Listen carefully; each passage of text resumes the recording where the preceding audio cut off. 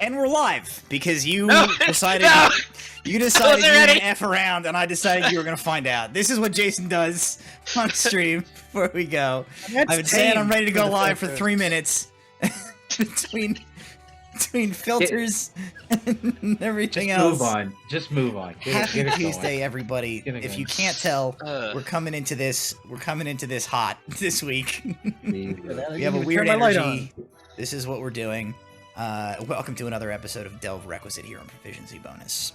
Let's take a quick second to shout out to our sponsors, Little Dragon Corp and Cardboard Castle. You can get a link to either of those websites by typing !Little Dragon or !CGC into chat at any point during the stream. Little Dragon Corp, a dice tabletop RPG dice company. You can use our code PROBONUS at checkout with Little Dragon Corp. What? CCG. CCG, what did I say? You said the wrong one again. Yeah, Can we? GCC. If You've never gotten that right. No, I've never gotten it right. I always say for a while. CGC. I think what we need to do is we just need to make a code that's CGC so that it doesn't matter what I say, we get it right. Whatever their name is and their promo code, they are a tabletop RPG brick and mortar store. But fear not if you are not located in Evans, Georgia, where they are located, because they can sell you things and ship them to you on the internet. The mail exists. The mail exists! Thank you, Little Dragon Corp. Thank you, Cardboard Castle Games. Thank you, United States Postal Service, I guess. I don't know. Let's roll. Oh, Requisite, brought to you by Stamps. Delve Requisite, brought to you by The Pony Express. Oh my god, I wish. Some guy with a catapult. Just whatever. Trebuchet. The trebuchet. Look, Get it right. Look, we have the Oh, technology Requisite, for a with the catapult. power to melt. Okay. That's a deep cut. Old cut. Last week, the party is still split up. Alar, Splitty Brom, split. Walter, Velza Erdan, and Inquisitor Liana Highhaven are in the large park in the Forest Ward, sort of like the northwestern quadrant of the city of Naviria. Osrius, split from the group, ended last session by high diving off of the star spire in the center of the city and Off the taking top rope. off the top rope with the general of the invading Ignean force, General Norael and Tar Andel. Yeah. Osrius had a token of Featherfall that had been slipped onto his person by the party.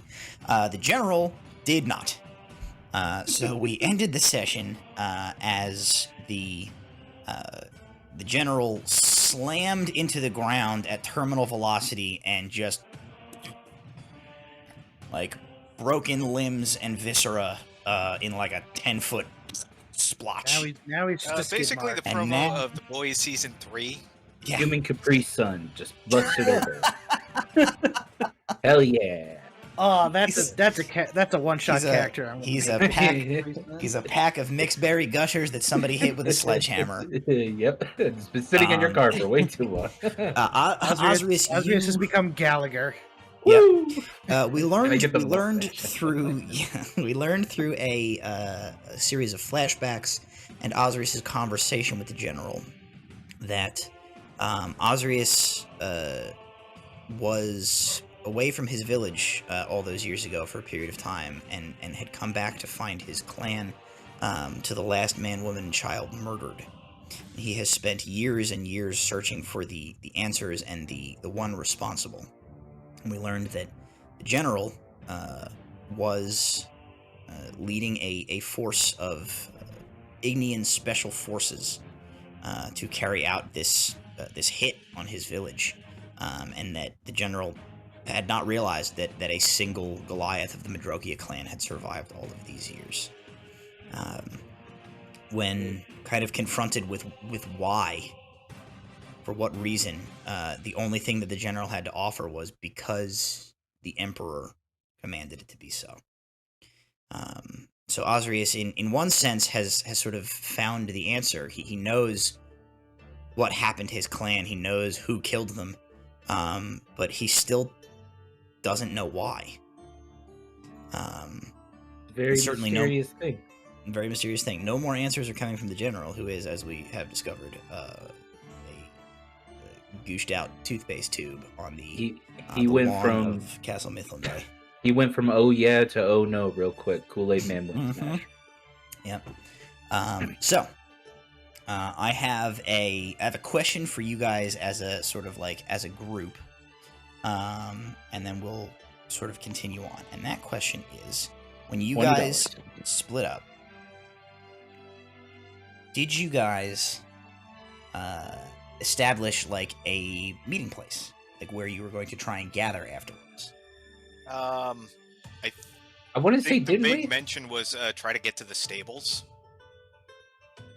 We did say. I think that sounds correct. I thought we said meet at the gates. Didn't we say we wanted to say that we met at the gates? Like tried to get as far away as possible? If we So had to what I split will up? do is we can retcon this back a little bit. If you guys want to say that you like came up with a like a meeting place, you can decide that now, and then we'll proceed. I mean, from there. probably the docks if we can get out of the city. I want to say we did, but I can't. Like, I'm checking my notes. it's I don't up to you remember guys. Oh, you know what? Because so in this city, the docks are across the river, correct? No, the Where's docks. no. There is No, the horse parking. horse parking. Look, There, you said no filters. This is what you get. no, so there is the docks ward is outside the main city, like the exterior ring. The docks ward, where like the docking stuff is outside that gate. Now there is the two like chain run barge ferries that run across the river, to the the small town of Farbank on the other side. That's probably what I'm thinking of. I think we agreed we were going to meet up at 28 Dorset. Oh, that's probably way more accurate. Because this is where we came in. That's sort of what I had thought maybe you had discussed, but if we want to say that that's like that's the I discussion. think that makes the most sense. That's like the only landmark everybody would know. Yeah. Related. Did you have Dr. Strongfast? Did we teleport in with Dr. Strongfast? Yes, because we teleported into their house on horses.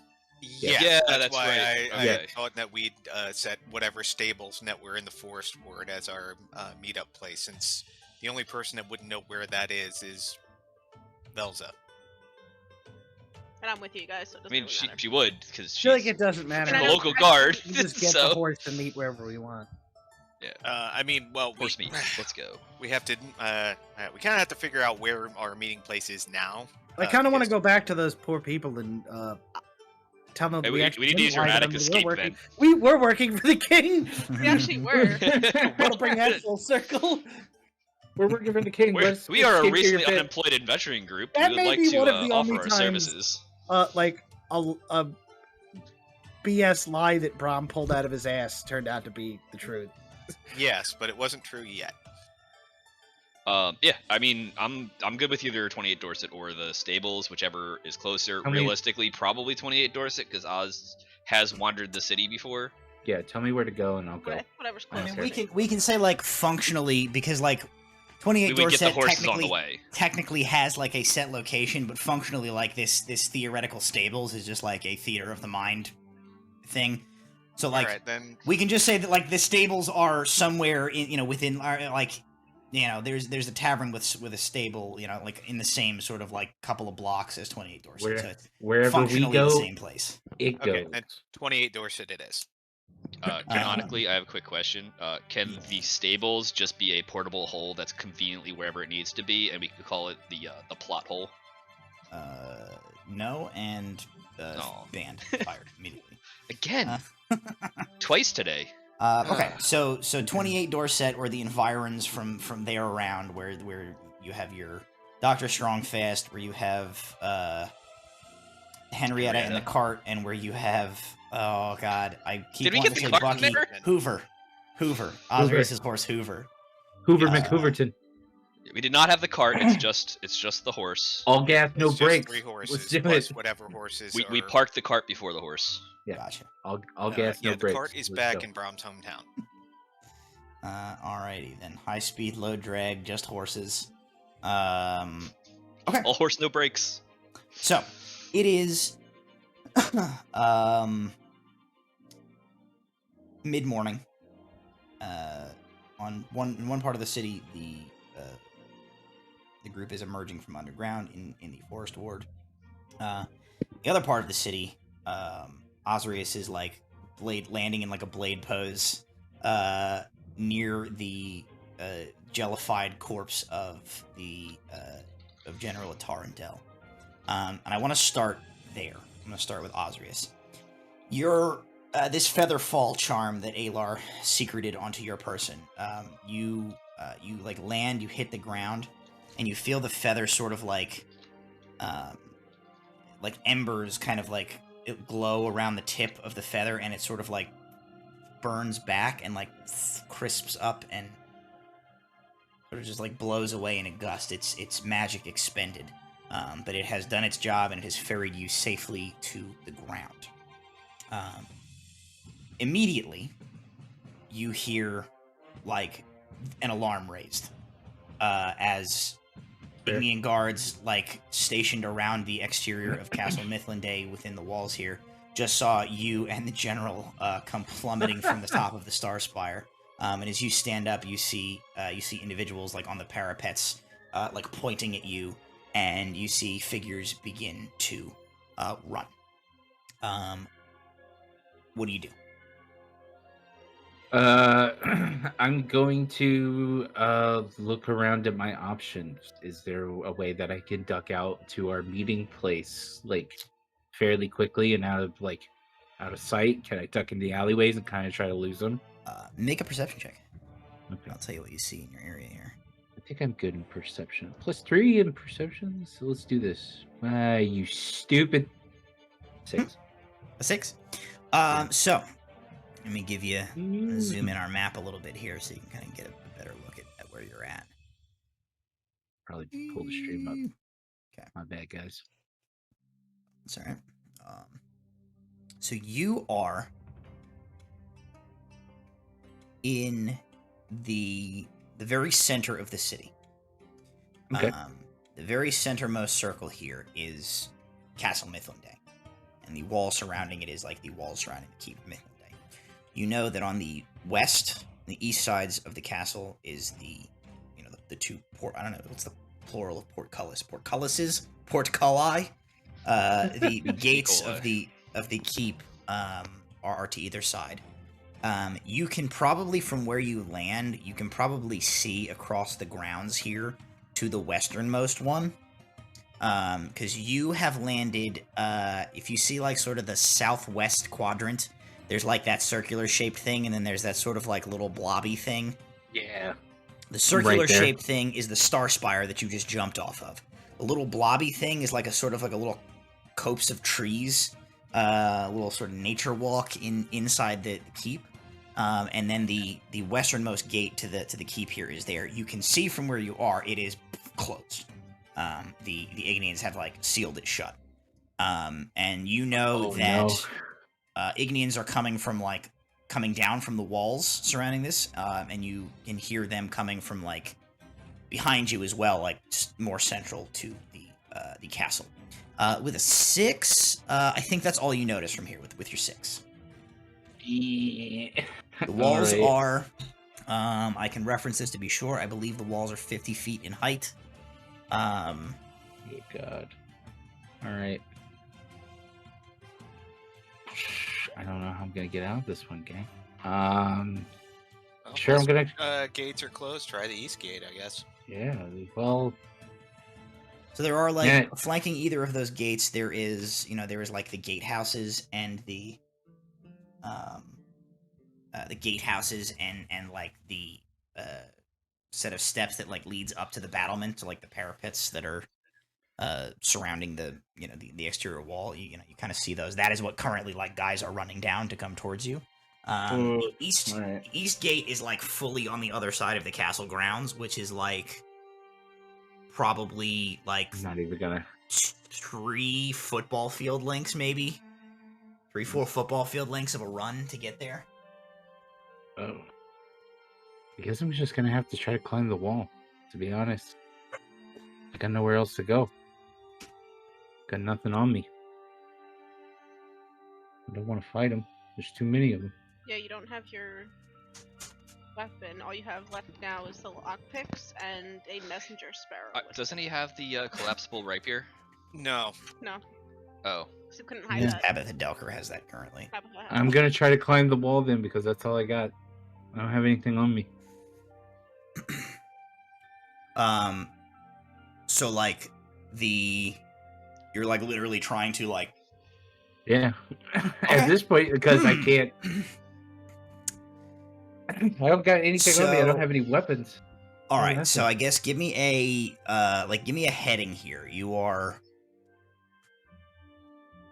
like directly in front of you. You have that like little grove of trees.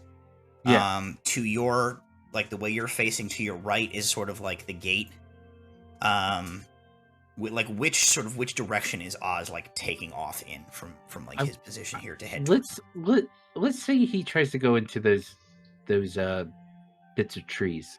Like, okay. Let's say that he like goes into those bits of trees and tries to get like close to where the gate is and climb over, like maybe just like directly on the other side of that and climb over that wall. That's what I'm guessing that the wall is, right there. Okay. Yeah. All right. So you sprint. You begin to run for the trees. You hear the footfalls of the first of the guards begin to like plummet, like pound on the ground after you. Some of them like slapping against the cobblestone of like the paved path. Some of them like coming through the like directly cutting across the lawn as they begin to run for you. And you pelt forward into the cover of the trees here. This is clearly like a well manicured sort of like almost like manufactured little forest here where the trees are like tended to and the ground is clear of like a lot of like leaf litter and stuff like that. So it's not too hard for you to basically run full tilt like navigating through this. It's also only about like 150 feet worth of like trees essentially. Yeah. So you get basically like right up to the wall. Underneath the canopy of the tree cover here. You can look back over your shoulder and you can still see like to the other side of this group of trees. You can see Ignean soldiers beginning like running towards you. They're still, maybe 50 feet from like entering the little grove of trees. Go ahead and you make another perception check. Please. Okay, 15. 15. So with the 15, you kind of look around quickly, and you can see that there is, like Assassin's Creed style. You sort of see like the path where like you can sort of like climb up one tree, sort of get into like a crook of it. You think maybe you could like leap into another tree that has a branch that's like looks fairly sturdy and is like kind of high up. And you think if you can get up into there, you can probably make an attempt at like leaping not to the top of the wall, but like leaping from that onto like the upper portion of the staircase that like you can then run the rest of the way to get to the top of the wall, which as of right now is like clear of opposition because the guards that were there ran down the stairs to like loop around to come after you. Okay. All right. Let's do it then. Alrighty. Go ahead and make an athletics check to climb up into, like, make an athletics check to get into the trees, and then another one to, like, try and make the jump. Good thing I have a +8. That is a 23.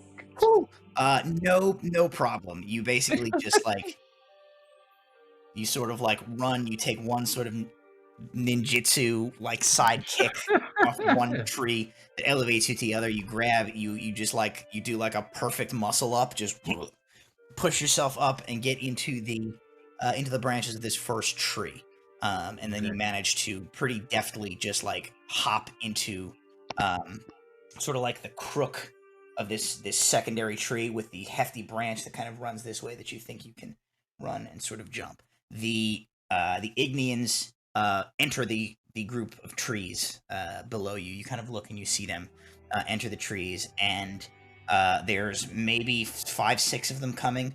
3 of them are just like pelting straight out running for you, but you see 2 of them begin to bring and like load crossbows. Ooh, okay. So go ahead and make your second athletics check to try and jump onto the roof or stairs? 26. 26. Holy crap! I got a plus 8 in athletics. You see them coming with a 26. I think with a 26, you see them coming and you like run, and the two Ignians like fire their crossbows at you. And they both go wide. One of them like hits a small like crevice in the wall and sort of like sticks into the wall. And then you run and you like jump off of the tree and like use the crossbow bolts as like a little step. You like jump yourself up. Crossbow bolt like snaps, kind of goes out from under you, but you get just enough momentum that you are able to like swing one hand up and like clamp a hand onto the like curved stone railing of like the top, maybe like last 5-10 feet to the top of this wall. So you're now dangling on this like this arched this curved stone hand railing, hanging like 35-40 feet from the ground, but like just on the other side of it is a set of steps. The Ignians see this, and you immediately hear like, go back! Some of them turn around and begin to run back for the steps, while the other two like start reloading their crossbows. Easy enough. You don't even need to make a check. You can pull yourself up over. So you're now on the staircase, and the top of the stairs that leads to like the open, battlements of the wall around the keep is just about 10 feet above you. Half a flight of steps up. We're going there, right. Going up and over, trying to get. You charge to the top and make a dexterity check. I believe as a barbarian you can do so with advantage because you have danger sense. Yes. Dexterity check. So the first one is a 13, and the advantage is a 20. 30-20. 30-20. So with that, you charge up to the top of the steps, and your sort of like spidey sense tingles as like right as you break the top. Hang on a second. Pause for dog butt.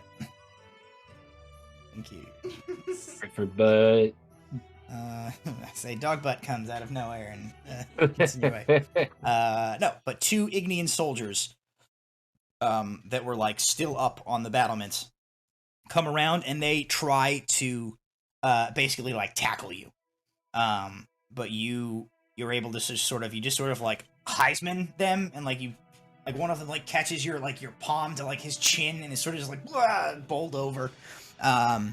You manage to not get grabbed by the 2 of them, but it sort of breaks your momentum. So you're now standing at the top of the step, the top of this like battlement, and these 2 Ignians sort of like gather themselves up and they draw their swords.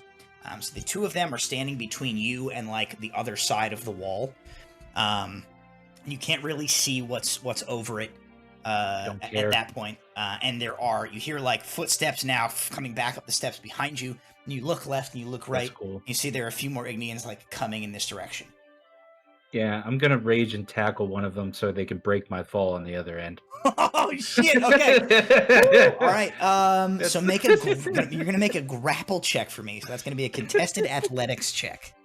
Yeah, I'm pretty sure they don't have +8 athletics, do they? So they don't.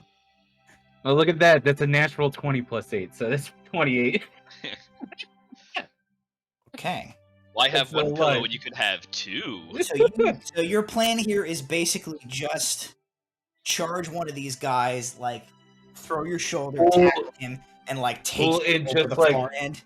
Okay. Yeah, and just kind of like I'm gonna like tackle his body, but once we're over, I'm gonna like shoulder myself so it's like he's below me, so all the impact is just like it's a pillow that I'm gonna land on. That's fine. All right. And you're raging too. And I'm raging too. So. You are raging. The other guy's gonna take a swing at you. A 16, I assume, hits. No. He's gonna deal. 16 does not hit. No, I'm 18. Oh shit. Yeah. Okay. Hello.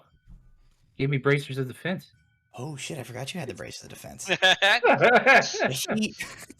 You have the one guy like wrapped up in your arm. The guy swings his sword, and you like Wonder Woman. Sword bracer. Just stop it. Intensifies. Stop it. And you, without hesitation, go over the far side. And you immediately realize there is nothing on the other side of the wall but a 50-foot drop. So fine. you begin to plummet. About to be the other guy's problem. As you fall, we're gonna make another contested athletics check. As this guy, sees what's happening. This soldier is going to try and do the same thing to you. Where like you're trying to wrestle him beneath you, and he's trying to wrestle you. So that, like you land first. So he's going to roll a strength check. He's got a 16 on his strength check. 21. Cool. So you guys like wrestle in this sort of like mid-air, this like 10 seconds of falling. You're trying to like vie for position. He like punches you in the face. As like you try to go across, you sort of like lean back, headbutt him, wrestle him, and eventually you manage to position him beneath you. So you guys are still going to take 5d6 of damage. But I'm going to say... Halved. I'm going to say... Well, you're halved, and I'm going to say he's going to take 1, 2, 3, 4, 5. The 5d6 I'm going to roll. I'm going to take 1... Okay, so 10... This guy survives. I'll let him live. At that point, like, hopefully he comes back as a super villain. Let me see. Let me actually see what. You like, you know what? That took guts. His guts. All over the floor. Just everywhere. Balloon of viscera. Okay, so you're gonna take so the fall damage does 20 points of damage. However, you would take half. You would take 10. But I'm gonna take you take an additional 5 less. Okay. And he takes an additional 5 more. So you only end up taking 5 points of damage. He ends up taking 25 points of damage. And for the second time in like 15 minutes, you just like crater a guy into the ground. And you sort of like, all the wind goes out of you as you hit the ground, like, ooh! But luckily you're pretty hardy. You kind of like stagger to your feet, get a breath a second later, and make a perception check. Who says you need a great axe to kill people? You just got momentum. This is probably gonna kill me. Oh, come on. 9. Yeah. Okay. You don't notice anything amiss immediately. You are in the you're in the street, sort of like 150 feet ish south, like counterclockwise around the from where the gate is on the exterior of Castle Mithlande. So you're in the upper ward. You know that there is only one gate out of the upper ward, and it is the one that is in front of the one that is at the top of those large fancy steps that leads down to the Grand Plaza in the all right, in the ward below, like in front of the Parliament building. Well, I'm gonna need to try to make it that way, but I need to like maybe find a disguise or something. Try to find a quick disguise. Okay. So as you sort of like get up and begin to like dust yourself off and sort of like stagger out of this like landing site. Oh, holy! I'll just rattle the door. She wants to get in.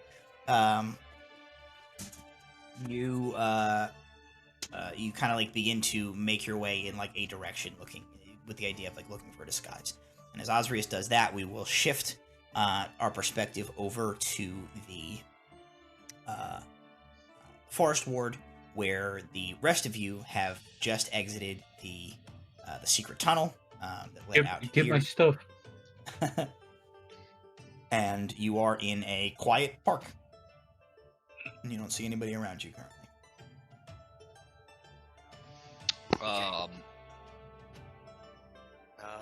We need to get to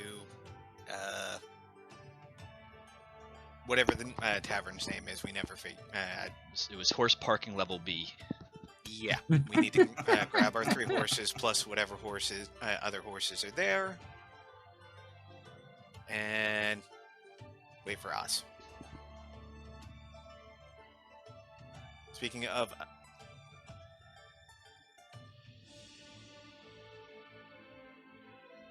Was that Oz up there?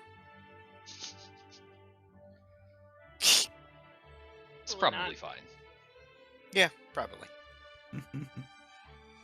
I hope. All right. It was a UFO. It's an unidentified flying You object. guys are probably far, like, you're too far away to really be able to see I can't.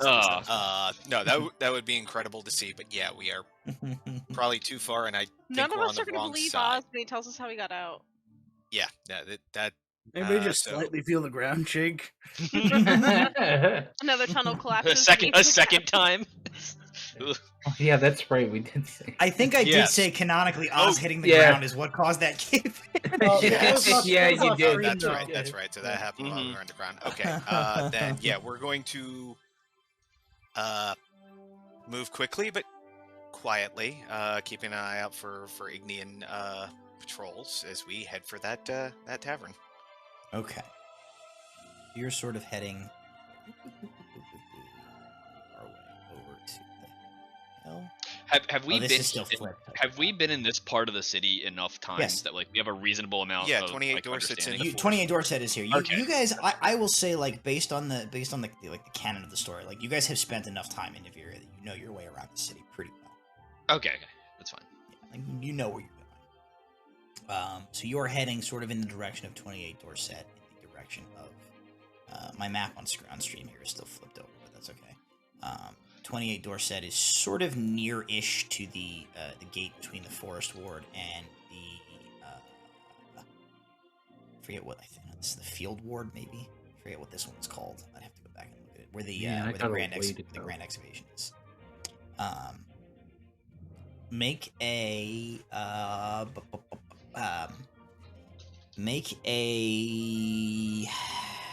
stealth check if you're trying to stay hidden, and make a perception check. 11 for stealth. Okay. 25 for stealth. But a 24 for perception. And a natural 20 for perception. Shit. Okay. I'll roll for High Haven. What character is this? Walter. Good. I got a 3 14 on on stealth and an 18 on perception. Okay. Oof. Well, it was a 19, and then the dice rolled over, so I got a 5 on stealth. Okay. And a 15 on perception. Well, okay. High Haven got a 3 on stealth and a 16 on perception. So Walter and High Haven are not especially stealthy. You guys make your way out of the park into these. Oh shit! I forgot to roll for Tabitha. Tabitha got a 5 on stealth and a 17 on perception. It's the same deal. So about half of your party is stealthy, the other half is not so much. You guys make your way out of the park. You kind of like are walking along these city streets, sort of keeping a low profile. You don't see many people out on the streets. You know, like everybody sort of knows what is going on currently in the city, so the citizens are staying inside. With your super high perceptions, you guys do see there are a lot of like, you see a lot of like curtains like shoved closed as people like peek out and look. You see like shadowed figures behind mostly closed shutters. People that are watching alert, seeing what's going on as you guys move through these streets. Occasionally, you will see either the like very brave or very foolish denizen of Niveria, doing something, going somewhere, moving across the street. You do, of course, see that like those that don't have homes. You see, like the sort of urchins, the sort of vagabonds of the city. Few as they are in this portion of the city, at least, like kind of catch a glimpse of them around as well. They are doing an exceptional job of keeping themselves like out of sight and out of the way. It's just due to like your guys' exceptionally high perception, which you sort of like notice them lurking in the shadows. You do, however, come across something happening. You sort of round a corner as you're making your way, because some of you rolled so low. You don't get the drop on this situation. But you see there are 3 Ignean soldiers sort of like crowded around the door to a dwelling. And then a 4th soldier who looks to be like maybe like a lieutenant or something of a little more rank, standing a little ways back. There is a man in the doorway who has like he has the door sort of like held partially shut as he's like blocking the rest of the entryway with his body. As you sort of round the corner, you hear this man saying, like, "I've already told you there's no reason for you to come in here. I'm not hiding anything. I'm not doing anything. Just leave. We're not resisting. We're not doing anything wrong. I don't know why you're bothering us." And one of the Ignean soldiers,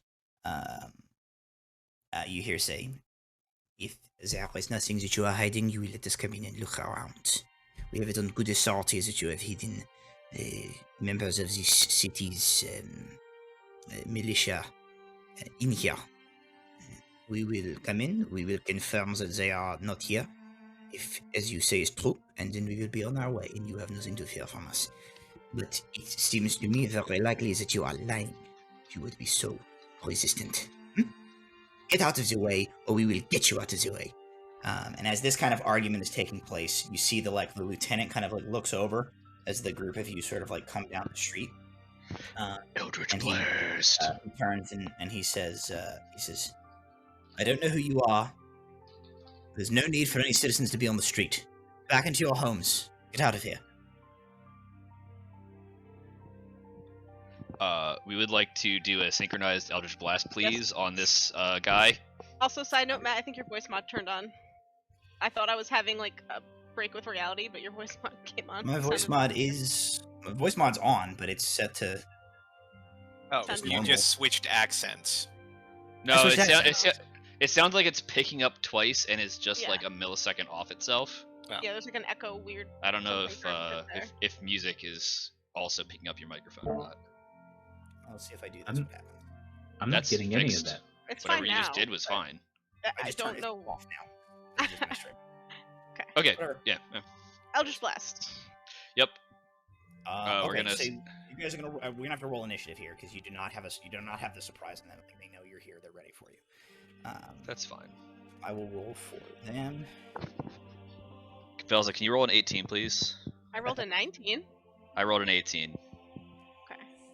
If nobody else rolls an 18 or 19, can we just do a synchronized Eldritch Blast? We're going together regardless. I'll hold if I have to. What's everybody else got? So I have an 18 and a 19. For 5. And for 30-20. 20 for Brom. 5 for Alar. Highhaven. Highhaven's going to go on initiative 6. Do not have much I can do. Yeah, but the Joker gets a 6. Just wait for us then. Yeah, just sing a fight song. Well, what's a good one? All right, Brom, you are the first to react. Is basically this guard says this.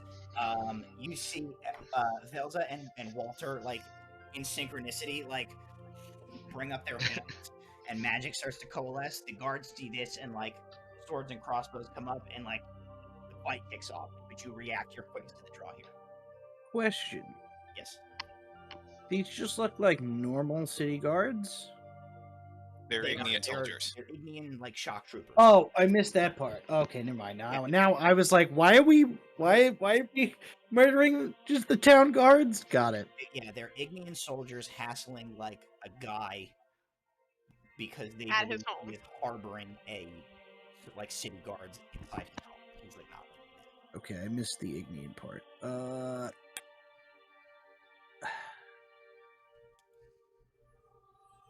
What's the chances we're gonna get into another fight? Lately. We're High, actually 100% as soon as your turn is over. So. Oh, yeah, you mean another fight after this? Yeah. More than likely. hopefully Probably not. at least 1 or 2 more as we're making our Okay, then escape. I mean, save it if you have to save it. I'll Burn save a cantrip. It's fine. Yeah. Cantrips are wonderful. I wasn't gonna use a cantrip, but I think I'm going to. Just look at chat. Assassin Creed is very funny. Yeah, I like that one. I like that. I'm Go not with which? vicious mockery that guy. The lieutenant or one of the 3 guards. The lieutenant. Listen to your heart. I've been Listen to thinking, your heart. oddly enough, I've been thinking about vicious mockery lately, and here's a homebrew rule that I came up with. You guys can tell me what you think. When you vicious mockery, I want you to like deliver the burn that you deliver, and based on whether or not like collectively we as a group deem it to be like a sick burn or not, I will either grant the target advantage or disadvantage on their saving throw. So, like, if you burn him good enough, he will get disadvantage to save against your mockery. If your vicious mockery is lame, he will get advantage to save against it. I'm on board with that plan. I'm on board with that. We can just Brom thumbs up or will thumbs down. say, Better be good. He did just tell us to go back to our homes, like an asshole. So He is basically just being a dick. He said, "Stay in your home, citizen. Nothing to see here. We're I understand he's behind the curtain. a bunch of conquerors taking over the city. No trouble. conquered these nuts. Fine." Gross. All right, we've given Russell enough time to stall. What's your burn? so he just told us to like go back to our homes. He says there is no need for you to be on the streets. Go back to your homes and stay out of trouble. Brom will look at this man dead in his eye and say, I can't go back to my home because your mother is there. Because I just finished stopping her. And then you say this and you go like, magic goes forward. All right, Peanut Gallery, what do we think? Yay or nay? Does he get advantage or disadvantage on his saving? On the first half, he should get disadvantage. On the second half, I think it kind of evens out. Yeah, I'm fine with it. I'm gonna give him advantage on his saving throw, as he's like, what? That doesn't make sense. Is what? I don't know enough about this man to like. You don't have to know much about him. That's a 19 on his saving throw. So you go, Ken, my mom's at my house. His mom. Like, I banged your mom, and he's like, all right. And then after that, I go, hey, what's your name? Yes, I'm not telling you that. You just tried to vicious mockery me. Fuck you. Oh, what's your name? Eldritch Blast. his name's about to be Schmeat. Talking is a free action. What's your name? Be here all day. My name is Kim. Your name is Kill Him. That's a dumb name. Belza, that brings us to you. I'm going to wait for Walter's turn so we can do this together as originally Okay, so you discussed. basically hold your action to Eldritch I just Blast. look at Walter like, when Walter. Okay, no problem. All right, Then all right, Walter- we're doing it. We're doing it. Look at yeah, that, he's right Brom. after me. Yeah, It's fine. yep. Brom So gets yeah, 10 we're gold. going. Just how many we get? You get 2 beams each. He gets. So I guess this guy gets 4 beams of Eldritch Blast to the 4 face. beams of Yes. Eldritch Blast. Let's see how many hit. That's a 22. That hits. That's a 21. That hits. I got a 19 and an 18. That also hits. All 4 hit. So roll damage. Oh, I got a 10. You just go like. So total of 14. So a 10 and a 4. Total of 18, a 10 and an 8. Nice. So 14 and 18 collectively. Okay, so 32. That's a lot of damage. A lot of damage. These like 4 Eldritch Blasts, like they launch from two bolts each from each of your hands. They like twin around each other and they combine into just one like big fuck off beam that just like hits him in the chest and he like boom is knocked backwards. He kind of like staggers back and he puts like one hand on the ground. He like looks up at you and he adjusts his glasses that he was wearing the whole time and he goes like and then like he's like in an anime and he goes and he stands back up and he brings his sword to bear. That is going to bring us to Tabitha Delker, who is going to take a shot with a crossbow at him. She misses, unfortunately. The 3 soldiers are going to rush you guys. So let me. You guys are kind of in a cluster, so I'm just going to make some random rolls for either way. Since there are 1, 2, 3, 4, 5, 6, conveniently a D6 of you for them to choose from. A veritable smorgasbord. Alrighty, so they are going to attack 1, 2, 3, 4. They're going to attack Leanna Highhaven. So they. Whoop. Oh, that's not okay. They're going to make 3 attack rolls against her. Oh boy, a 19, a 17, and a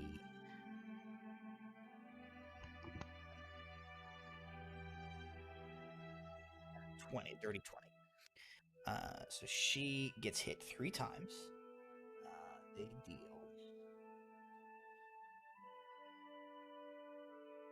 10, 16, 22 points of damage to Highhaven.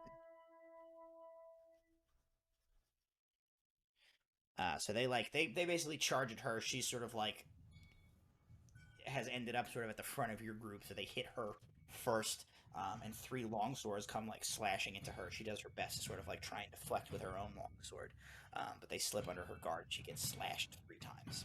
She's still on her feet, but she is bloodied, let's say. Which is a 3.5 mechanic that I'm using here to indicate that she is below half health.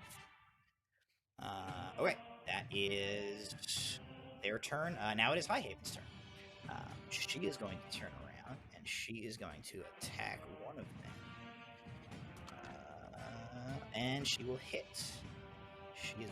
She's two-handing her longsword, so she'll do a D10. Oh no. Let's roll a 1. And so she does 4 points of damage to one of the soldiers. She's had a day. She's had a day. She tries to retaliate. She doesn't do the damage to the soldiers. That's about it. Alar, that brings us to you.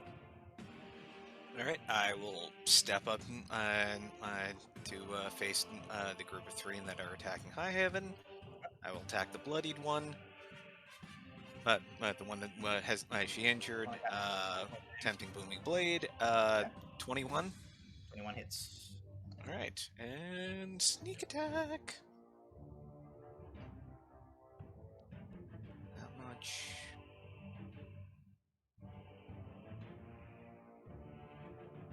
Uh, 18 points piercing, and actually no, I will not use booming blade. Let's not draw more attention than we already do. So 18 points piercing. That's more than enough. You basically just kind of like you sort of like materialize from around behind Highhaven as they're focused on her. All of a sudden, you're just there, and the rapier just comes up and slips into her rib cage, his rib cage. He pull it back out, and he falls dead to the ground. So you have slain one of the soldiers. Okay, and I will move to stand side by side with her. Okay. The lieutenant is going to go right now. He is going to. He like looks at you guys. He looks at like you have like stepped up and just like one-shotted one of his soldiers. He turns. He takes like a 5-foot step over to the door, and he grabs the civilian in the door by like the front of his shirt collar. He's gonna make a contested strength roll. Just barely beats him. So this guy tries to like slam the door, but the Ignian like locks his foot in the door, reaches in, grabs this guy by the shirt, and like pulls him out, and gets him in sort of like a chokehold, and brings a dagger up and like holds it basically at this guy's like neck. And he goes, "Drop your weapons." And that is his turn. Everybody make a perception check.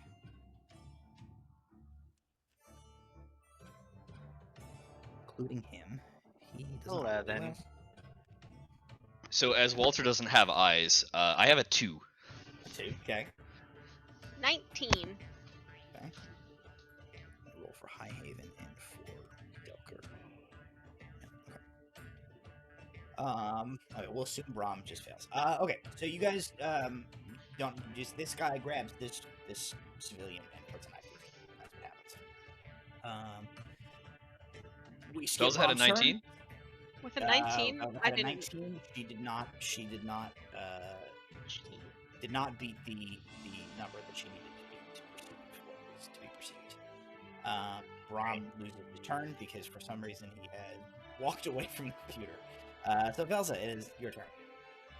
This Ignian is he's like fully using this guy as a human shield. Like just you see. So is that 3/4 cover or like effectively full cover?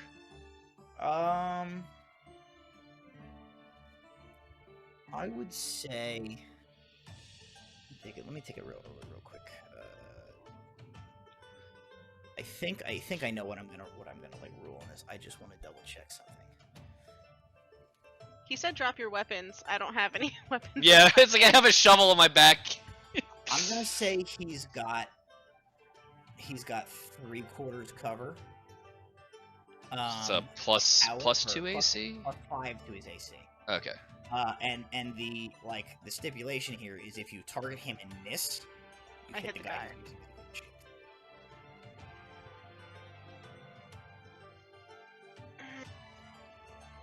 I look really. While you were away, we went through a round of combat. The lieutenant grabbed the dude, like the civilian, and has like pulled him out of his home and is now using him as a human shield, with a knife to his throat, and is like facing you guys down. And you're muted. Did Brahm do anything? You missed your turn so Not far, your but turn. So if Okay, that's fine. you come up with something, we'll see how it goes. It is currently like Velza and then Walter. I'm looking at the group like, what do I do? Correction, I look at Highhaven. What do I do? She's a little busy. She's still fighting 2 guys by herself. Are they still like? They're still swinging at us? Yeah, I mean, like this is kind of happening so quickly that like until it gets around to like their turn, they are still like in the process of fighting each other. Okay, then. Jason, you gonna say something? yeah. How far is he away? About 30 feet. Rad. I'm going to.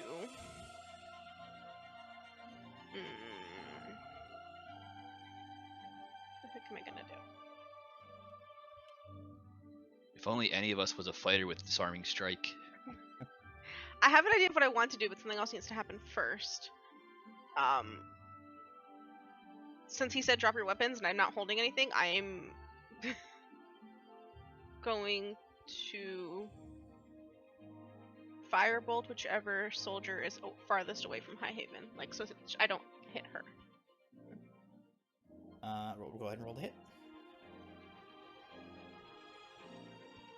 Like 18 plus things. Yes, that hits.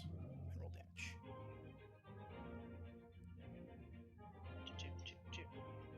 Okay, we haven't finished. 2d10. I forgot. Crap. That's 12 points of damage. I'm trying to make him come to me. Right. So if that involves me sticking my tongue out at him like nanny nanny poo poo, that's fine. So you sort of like from a little bit off where he's fighting, you just like Firebolt. Yeah. Like scorched. All right, Walter.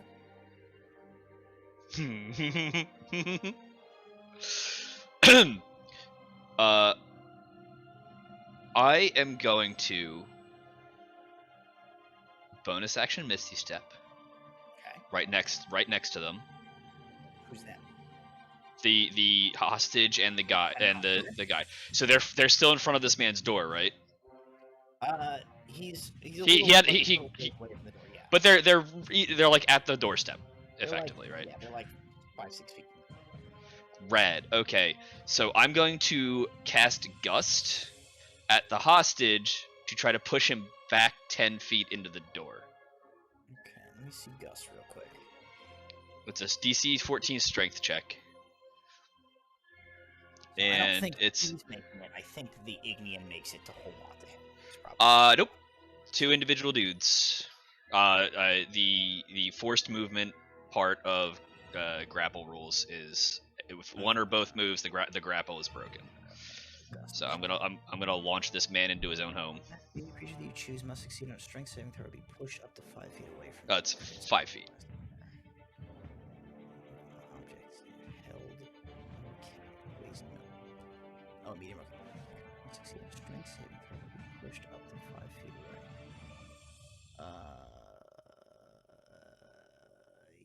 Yeah, I don't think within the context of what's happening here that makes sense. Because like the Ignian dude is the one holding him.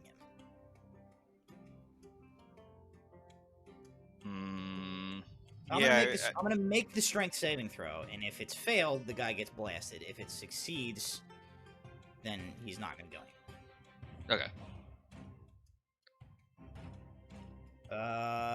Failed. It's a 14 to strength, so I'm just gonna try to have his modifier up at the moment, but he rolls a 5, so it doesn't matter. So you and then just I just like pop out and like I'm actually, so as I do that, I'm going to look the Ignian officer right in the face as I blast the guy like into his own home. Okay. So it's like I don't have weapons to drop. And that's the end of my turn. So I'm in melee and I have no more spell slots. Fumbles back into his home. Cool. Okay. Tabitha Delker. Now that guy is out of the way, Tabitha Delker is going to take a shot at the lieutenant. Tabitha. She misses. That's her turn. The soldiers, they're going to attack. They're going to continue attacking Highhaven. The one got firebolted by Velza, but he is not about to leave the threat radius of both Highhaven and Alar to go attack you, because he does not. Are we pretending he's smart? We're pretending he's smart. He's an Ignian shock trooper. He's not we're pretending. He's an idiot. He's not like a CR0 like derp friggin'. Are you sure? So there's gonna be 2 attacks against Highhaven. That misses. 1 hit, so she's gonna take 7 points of damage. She's still on her feet. She's doing okay. That is the soldier's turn because one of them is super dead. Highhaven is going to go. She will attack the one that you fire blasted. 10 is not going to cut it. So she misses, unfortunately. Alar, that brings us to you. So there's still 2 guys like engaged with you and Leanna. One of them has like a scorch mark like across his armor and like up his neck and the side of his face where Velza like firebolted him a second ago. I'll attack the clean one. Okay. 19.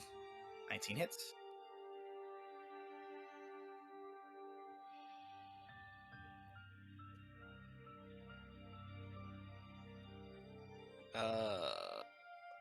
Do 30 points of damage. Holy so crap. I just a quick swing cuts through his neck, and I look at the injured one, and in Ignian I say, "Run." All right, so you just he does that thing. I think there's that thing where like we Alar goes then we see like, and then the guy just goes, yeah, blood comes out of his neck like a second later, and he drops to the ground dead. Okay, that was Alar's turn. The lieutenant is gonna go now. He has had his hostage taken from him, so he is gonna turn and he's gonna attack Walter because Walter is now here. Do it. Look into my eyes that I don't have. And tell me you're gonna do. He makes 2 attacks with his longsword against you. All right. 2 dice. That is a 24 and a 12. So I'm assuming the 24 hits. The 24 definitely hits. The 12 does not. So he is going to hit you 4. He hits you for 4 points of slashing damage. Okay, it's less bad than I thought it was going to be. He rolls badly on his damage dice. So he does that. And he sort of like sees a second one of his guards go down, and he like looks in the direction of his hostage, who is sort of like kind of fallen over in his own doorway right now. But it's definitely not like to safety. So he is going to use his movement. He's going to take a 5-foot step over to like move over to where that guy was like gusted out of his reach. Does that take an attack of opportunity? If you want to make an attack of opportunity, you can. I will, because I can do a spell that targets only that creature. Yeah, he's gonna make a DC 15 con save. Okay. He rolls a 15. Let me see what his con is. Plus 2. So he gets a 17. He succeeds. Nothing happens. Okay. So I tried to frostbite him, but his armor cools down. It's weirdly comfortable in there now. You lash just a wave of cold at him. You just like climate control his armor for a minute. He doesn't have anything else he can do, so he can't actually try and grab that guy up this turn. He just like moves towards him, prepared to like grab his human shield again. As his turn ends, the next thing to happen, the thing that none of you managed to perceive before, including him, was the sound of what was happening behind the door inside the house. As 2 Mythlindian city guards come like bursting from either side of the door, and they both attack this veteran as he is reaching for the this downed individual. So they make a pair of attacks. It is a modifier to hit. Close on this one. They both just barely hit. So 2 hits with their long swords, which they are 2-handing. So they do a total of 4, 6. Oh shit! Max damage. 6 plus 12 damage. So they do 6, 12. He had already taken. What is his HP? Okay. These 2, you see like a flash of like blue and silver as the uniforms of the Mythlindian Home Guard like step around the corner, and the slash of 2 swords cut across this Ignean lieutenant who like staggers back, grievously injured. One of the soldiers like kind of helps sort of like drags the innocent guy like behind him, sort of like back into his doorway, and they take ready position. Braun, that's going to bring us to you. There is 1 normal guard still standing who has been scorched by Velva, and the extremely bloodied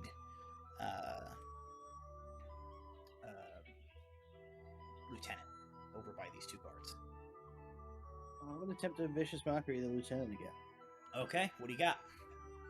This time I say, you'll have to forgive me for that last one. I'm trying to insult you, but I'm finding it very difficult to find small enough words so that your baby bitch little brain can understand it. Alright, we'll much definitely better. get him to finish it out. Oh my god, he rolled a 3 and a natural 1. Okay. How much damage do you do? Does he crit for that? No. That is 4 points of damage.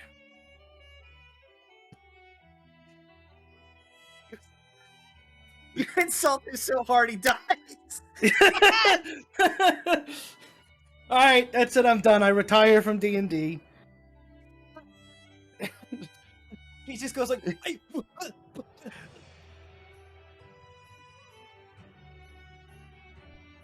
father died of a heart attack. I knew I was genetically predisposed.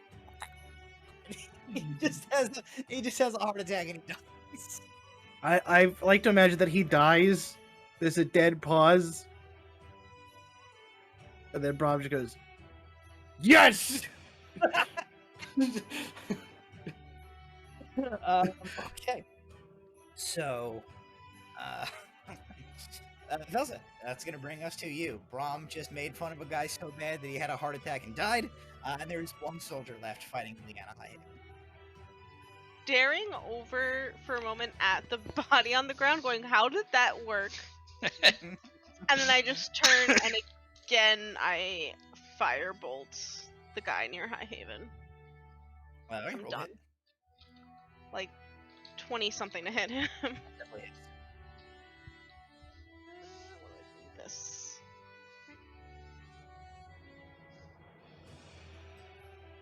$14 points of damage. You firebolt. It strikes him like right in the opening of his helmet, like in the center of his face, and he's like knocked back and falls to the ground, dead. All 3 have been slain. And straight goes quiet.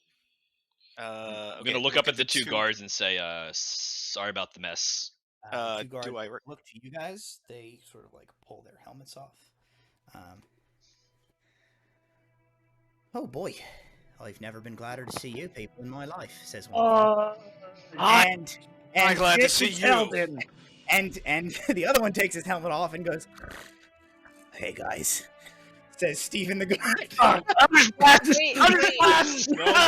No.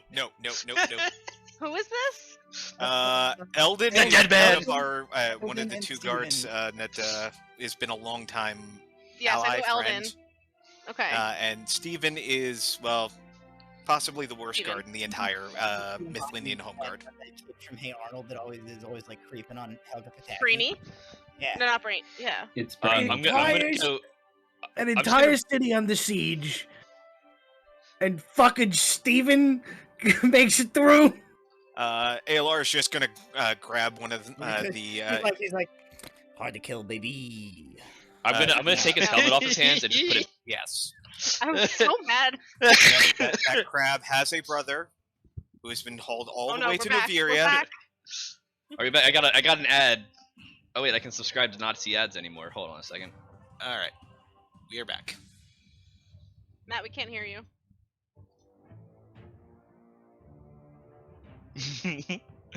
I see what your mouth. Welcome back to Tabletop Legends, where I'm the host now. Tabletop Legends. Yeah. Delve Requisite. We haven't been we've Tabletop broken Legends things so badly. We've gone back in time. I shouldn't be here then.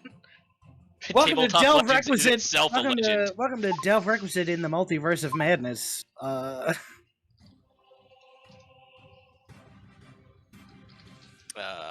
I will be playing the part of Alar number from Universe 723. And his familiar. I'll be playing the part of Brom from Universe 6969. Only difference is he has just a mustache instead of the mutton chops. And Walter has just mutton chops and not the mustache. Oh, welcome to the reverse facial hair. We are maps now. Your maps. Okay, can you guys hear me again? Yes. There we go. All right, I got everything fixed. We're people again. Steven was so unpleasant that the entire stream died.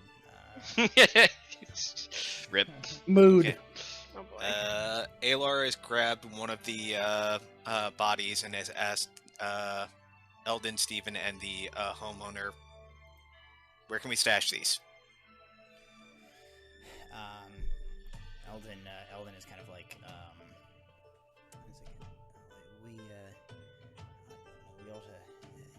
we ought to drag him away from here. I don't want to bring any more darkness into this poor fellow's doorstep after he's gone out of the kindness of his heart and given us shelter when these Ignean bastards were hunting us down.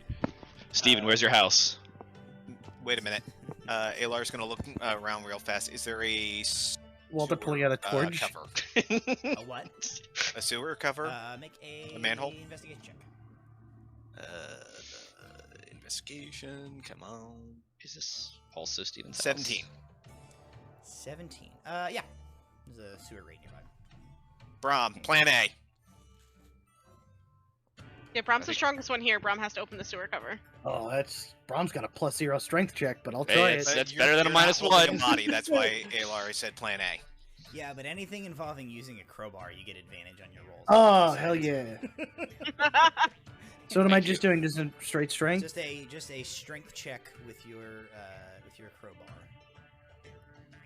At advantage. At advantage, because that's how proficient crowbars you are. Are you proficient with a crowbar? 18 is the highest. 18, yeah, so you sort of like wrench the opening to the sewer, open a manhole cover. Okay, Alar drags the first body over, dumps it in. roll the Velza, other one over. you've got prestidigitation. Clean up the blood. I clean up all the blood while they roll the bodies into the sewer. Alar will grab one of the long swords, proffer it toward one of the to the homeowner. Yes, no.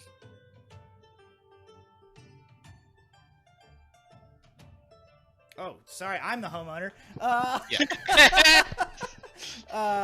The swords.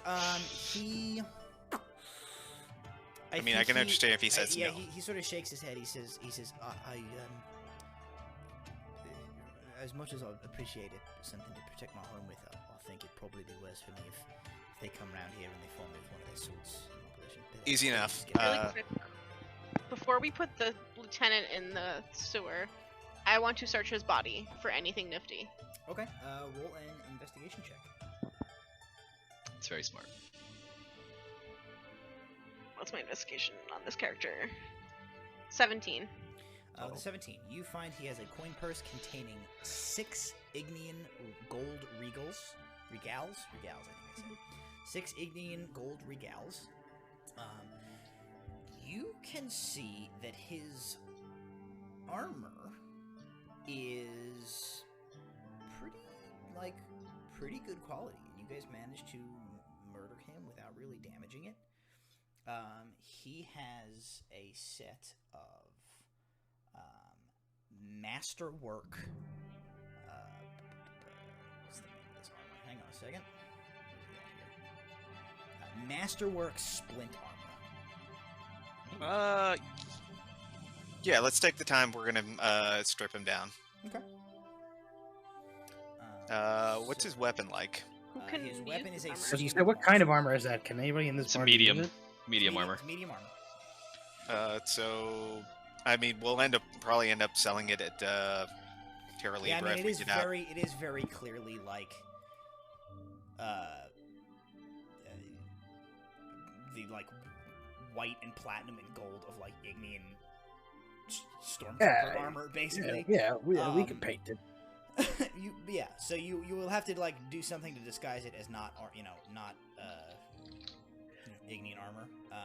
But it is. I got a spell for that. It is a set of masterwork armor. So it basically the armor class for splint armor is normally 7. It gives you a 17 AC.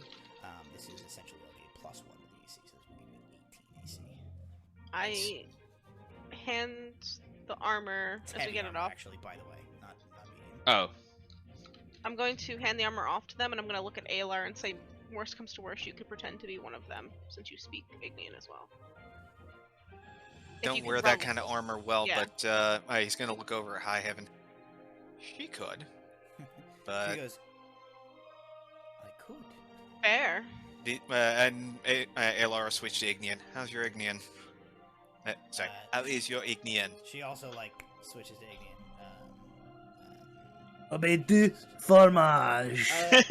Canonically, different sections of the Ignian Empire we have established have two.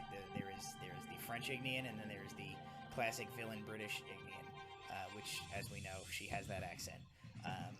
She's an elf. She is from the Empire. She switches to Ignian. She says, "I was not born and raised there. It's been many years, but my dialect is not that rusty. I can pass for an Ignian if need be." All right, maybe prestidigitation the armor first, so it's a little less. Yeah, you know, we clean that up. The armor quick and clean. Yeah, we might have to use you as say, lieutenant, bringing jailer. prisoners or something like that. She's sort of like she says I think for now perhaps it would be better to bundle it and keep it with us. Then when we have more time to think out our strategy, we can don it if need be. Otherwise, I will keep it in my backpack. Agreed. Bundles it up in one of the cloaks and sort of like attaches it to her pack under her cloak. Okay. Does it have an emblem that has his like name or anything on it? Is it like okay. I was just gonna speak with Ted and ask him his name. Okay. Eldon, Steven, you guys are coming with. We're gonna grab some horses and then wait for Osrius.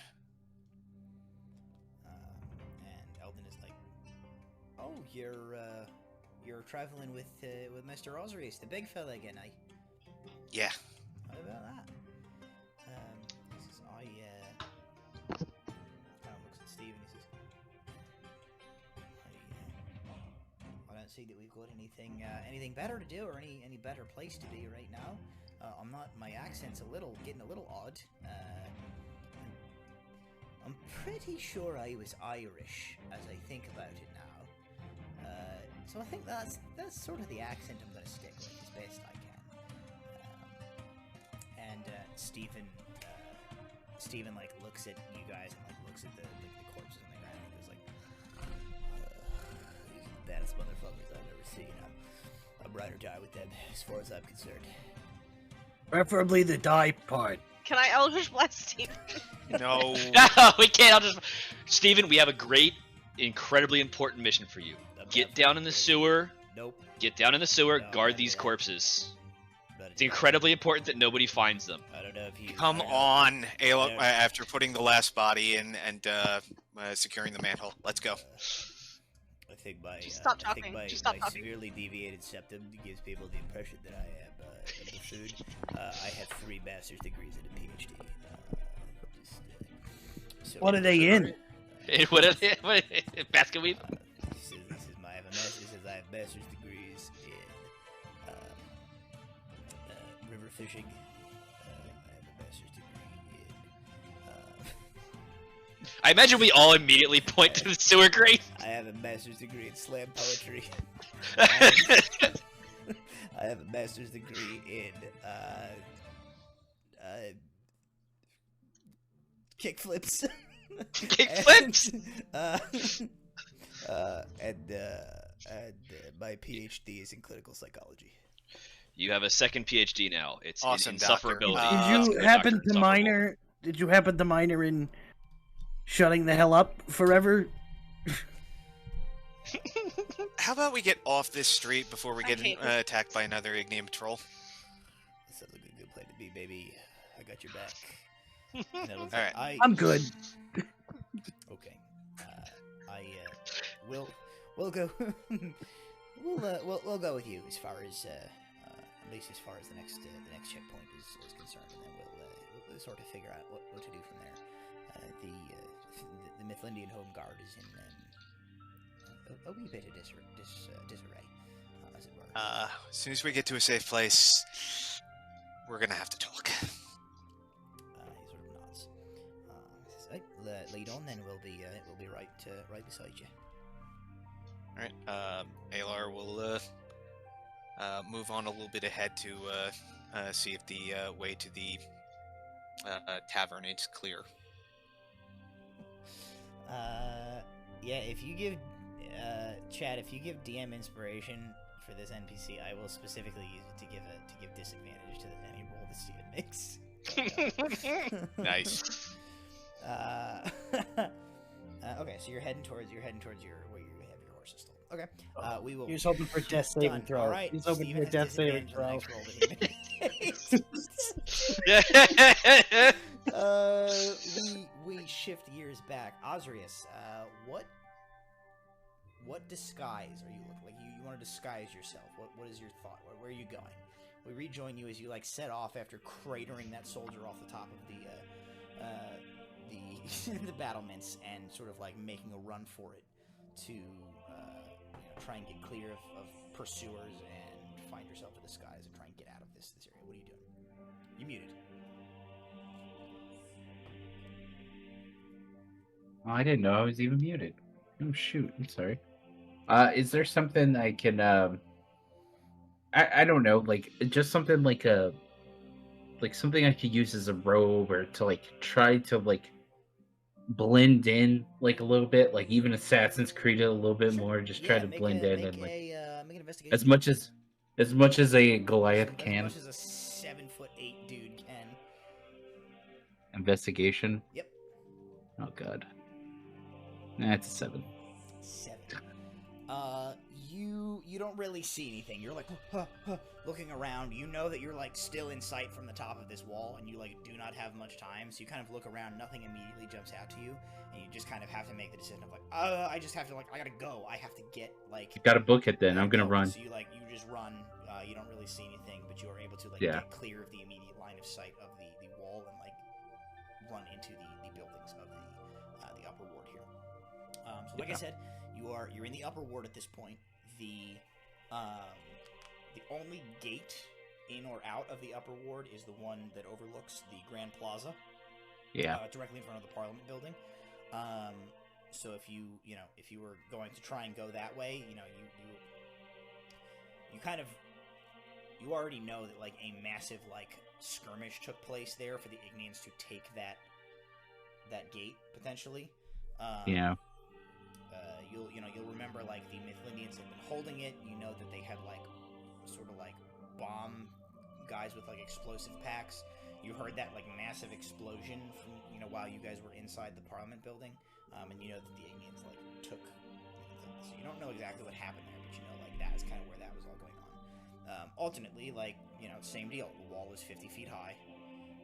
The drop out of the upper ward to like the next exterior ring is 100 feet instead of 50 feet, as the upper ward is raised up high. You also did travel through a sewer grate.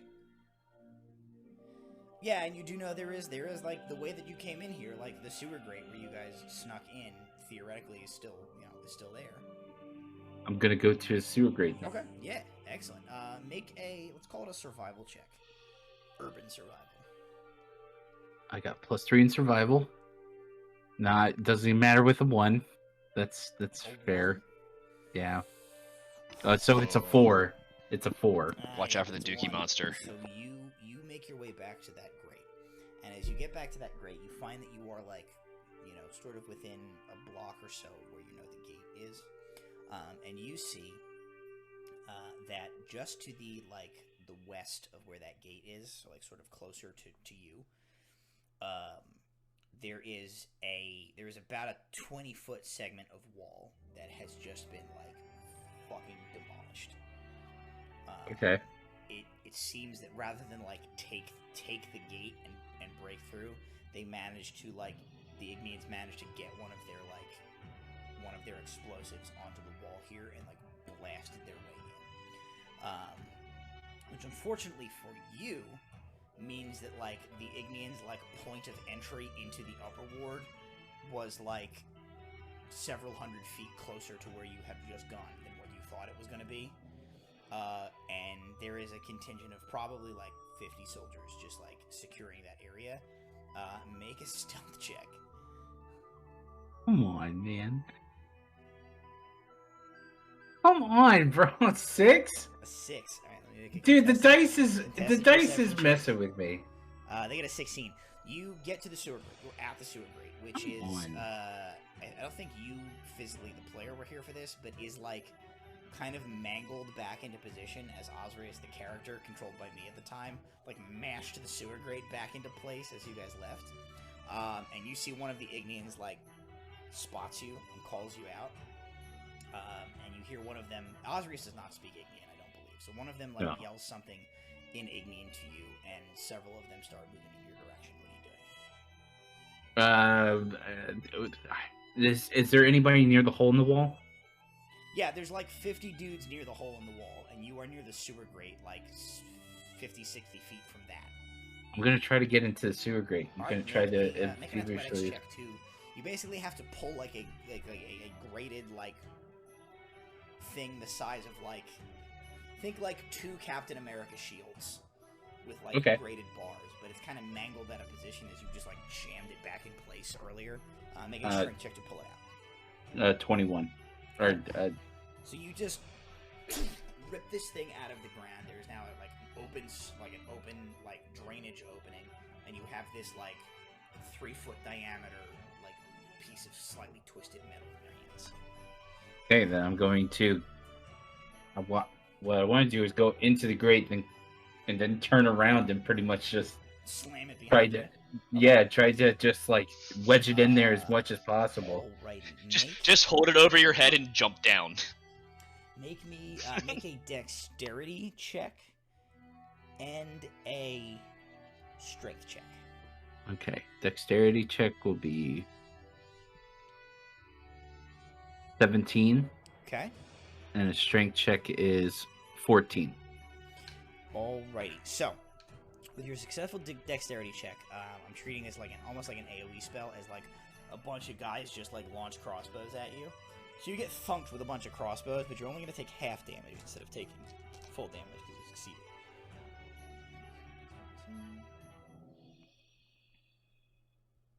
So you would have taken 21 points of damage. You will instead take 10 points of damage as like a couple of crossbow bolts like kind of pepper. All right. As you just like Super Mario it into this grate, and then just with the like the momentum of your body dropping down, and then like the muscles of your biceps, you just like poof, pull this grate back into place. It sort of like bends and wedges at an angle in the opening, and you drop down, and you are back in the sewer that you guys left, or you guys entered into this area. You begin to make your way, following the path that you had taken the first time. These sounds of like angry Ignians like running up, and you hear the like sort of like clanging and wrenching on this metal grate as they are probably going to have to get tools of some sort to like pry this thing out. So you are able to like escape from this. You the player weren't here for this. Okay, so you come back to a large chamber that you passed through when you came this way before. It is a large circular chamber with a very narrow walkway around, like the outside of it, that you guys had been basically like shimmying across. And it had several like a bunch of like openings where like all of these various like drainage ducts drained into this central chamber. And when you were in here before, something like touched Osrius's mind. And it was some presence that was like lurking in the water in the center of this like large chamber, this like tunnel essentially. And it sort of touched Osrius's mind, and it had sort of like non-verbally intimated to Osrius. You felt this thing connect with you, and it expressed distress that there was like blood running in the streets above that was like running into the sewers and coming down and like coming into this chamber, and it seemed to want you to like come to it and like help it somehow. And so in when we were here before, like Osrius like relayed this to the group, like I feel something like trying to tell me this, and I don't know I don't know what it needs. And so the group sort of like tried to, you know, tell Oz like commune back with it, like we're trying to help or whatever. But it basically resulted in like the group delaying long enough that this thing like got close enough and attacked them. Almost killed Walter. Oh. Was a whole ordeal. The group, as far as they can tell, killed it. And it, like, the last anybody saw of it, it was like, it had been, like, fairy fired. And sort of the illuminated form of this thing, like, sunk and disappeared down in, like, the murk of this tunnel deep beneath the water. You're, like, back in this chamber, so, like, that sort of, all of that happened. Okay. And then you guys, like, had to move on because you were, like, in a rush to get where you were going. But, like, that's sort of what took place in this chamber. And you enter back into this chamber now. Is there, like, anything that you want to do while you're here now that you've, like, come back here a second time? Do I know where I need to go to technically end up? Yes, you can like, follow. Where you I can need continue to follow your path. Like, you can just go through this chamber, like, continue on through the tunnels, and end up back out in the ambassador's ward. I think is where you'll come out. Yeah. Do I hear anything? Make a perception check.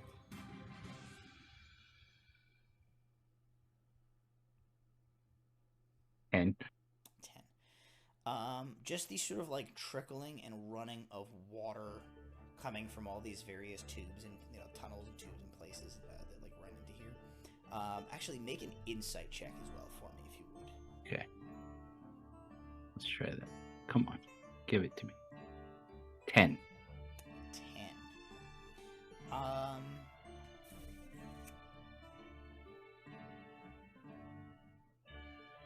Yeah, you're in this chamber. You see that this chamber is sort of like a central point where, like, things from all over various parts of, like, whatever, like, grouping of, like, drainage tunnels connect to this area, like, drain to here. And just, like, this water is coming from all these various areas and draining this central area. That's what you see. So what I'm going to try to do then is, like, I'm going to try to shimmy my way across. Okay. But I'm guessing as I'm doing this, like, there is, like, this drainage that's, like, in the middle. Can I just, like, nonchalantly, like, knock over what I can to see if, like, while going across, if I can, like, disturb anything below? Like, kick like a rock into the water or whatever. Yeah. Yeah, so you do that, nothing happens. You kick it, just splooshes in, sinks down. The water is, like, completely murky. You can't see anything down below. Nothing happens down there. Okay, then I'm just gonna shimmy across it. Okay. Make a dexterity check for me to see if you can, like, safely traverse the narrow slick passageway to get to. 19. No problem. You, like, shimmy along. You kind of watch. You know that, like, you saw where the party, like, killed this thing and it sunk down.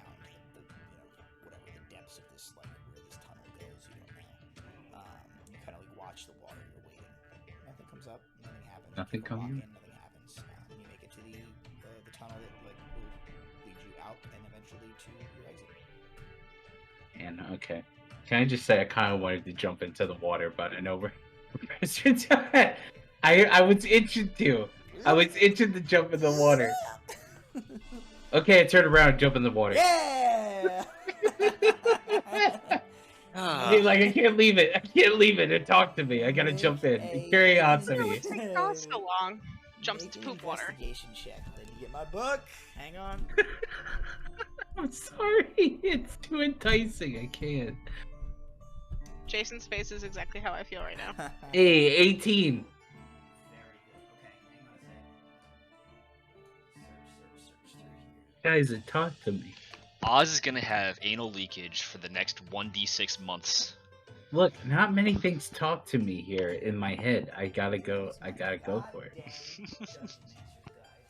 Not many things talk to you. We just played a whole session of being ghosts from your past in your head. I was literally your dad last 2 weeks. I know, but he played it so well. It was like you could joke. It's like it's a thing down there. All right. He knew what he was doing. Hepatitis. He knew what he was doing. I don't even know what this thing is. Yeah, you find cholera. Hey. It was with us the whole time. Yeah. Let's find it. Oz has now become patient 0. Okay.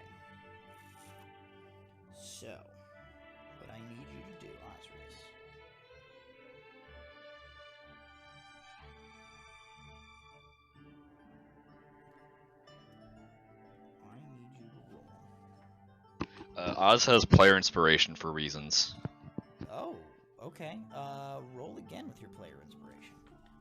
Well, I mean, he doesn't have to, but he can. No, there's a way that I'm gonna. So you rolled a 19 the first time, right? 18. 18. Okay, so an 18. Roll a second time with that inspiration. Okay. Investigation. Let me.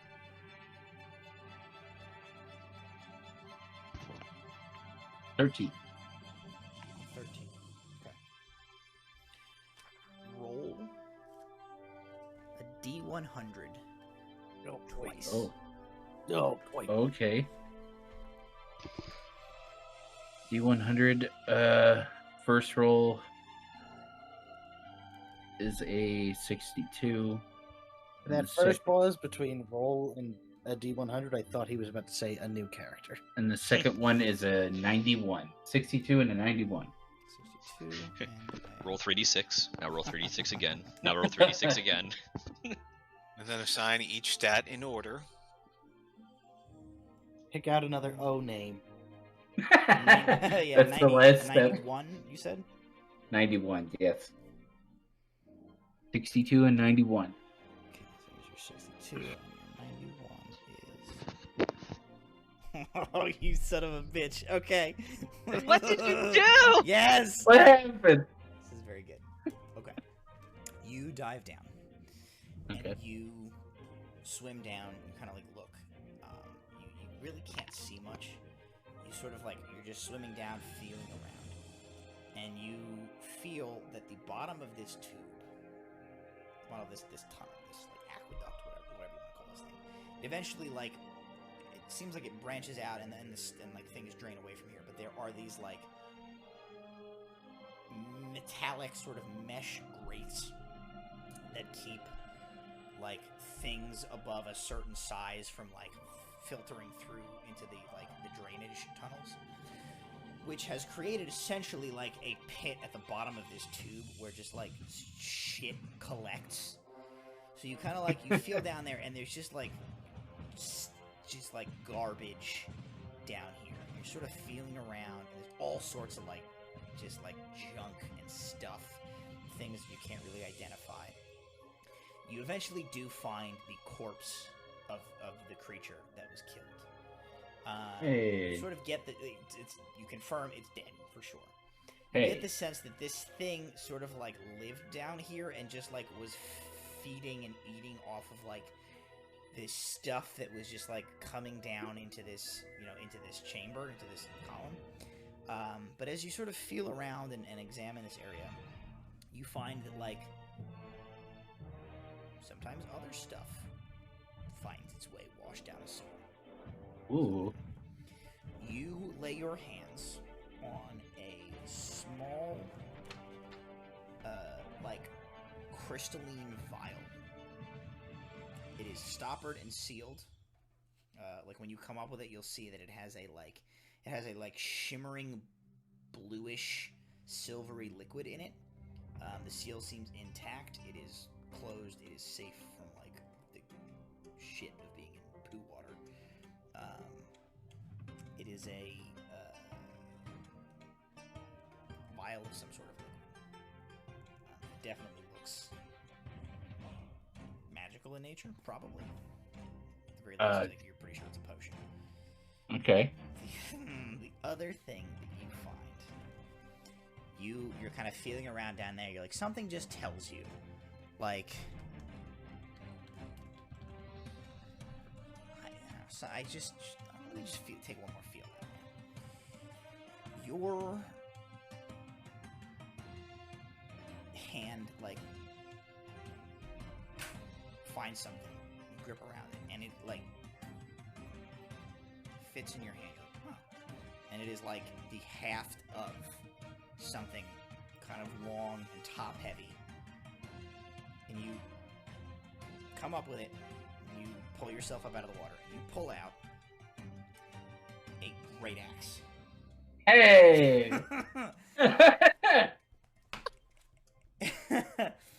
A great axe that is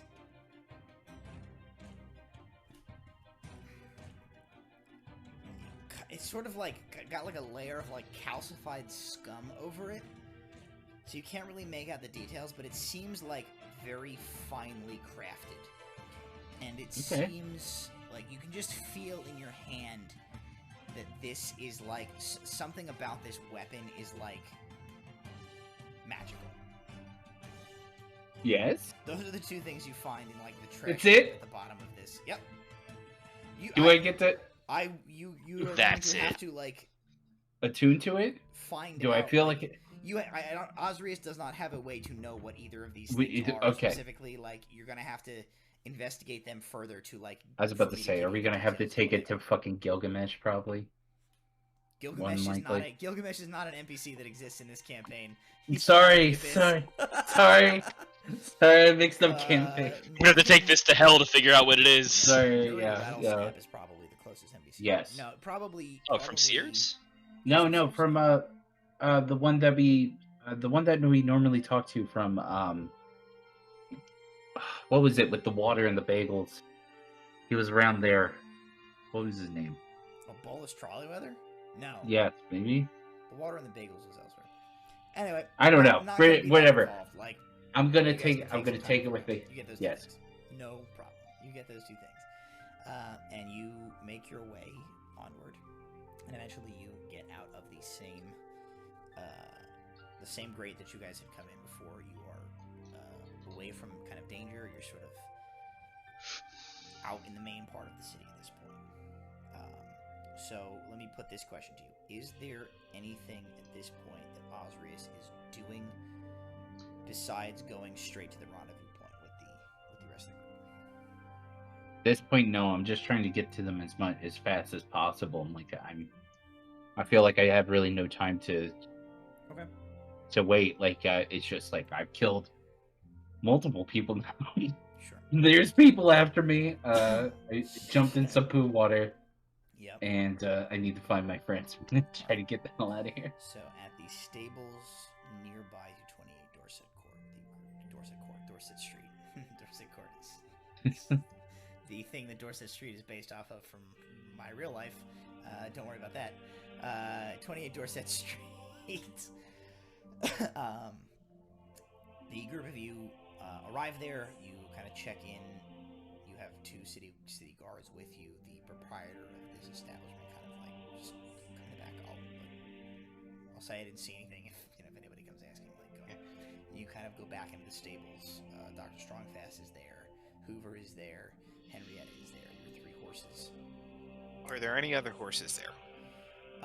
Probably a couple. Just like let's roll a d6, and there are 5 other horses in the stables currently. Just horses. Okay.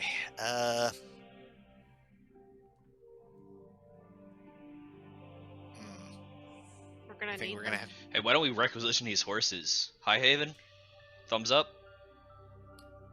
She says that will depend entirely on what the plan is from here on out. Step 1, hope Osiris gets here. We'll give him a little bit more time. Then... Alright, based on our knowledge of where we are, how far are we from the nearest outer gate? Let's zoom in on our map a little bit. You guys are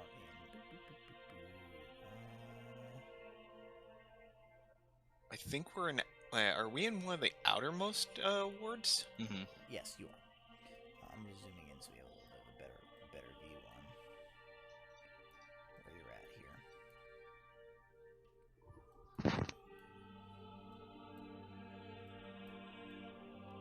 So you guys are here currently. So probably the closest gate to where you guys are is the gate that leads to the dock ward, which, believe it or not, every single one of the gates in the city has a specific name. I just can't keep them straight off the top of my head. Let's see.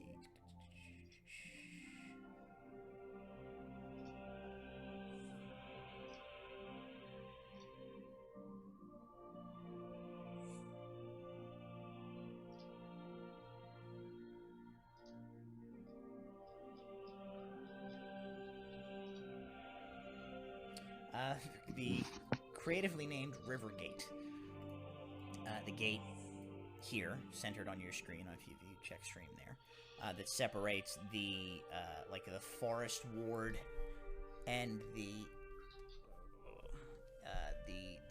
forest and river wards from like the docks ward. That gate there, that is the River Gate. That is the closest gate to where you guys are, that gets you like outside of the outer wall of the city. And yeah, make a run for the River Gate, get through, get out,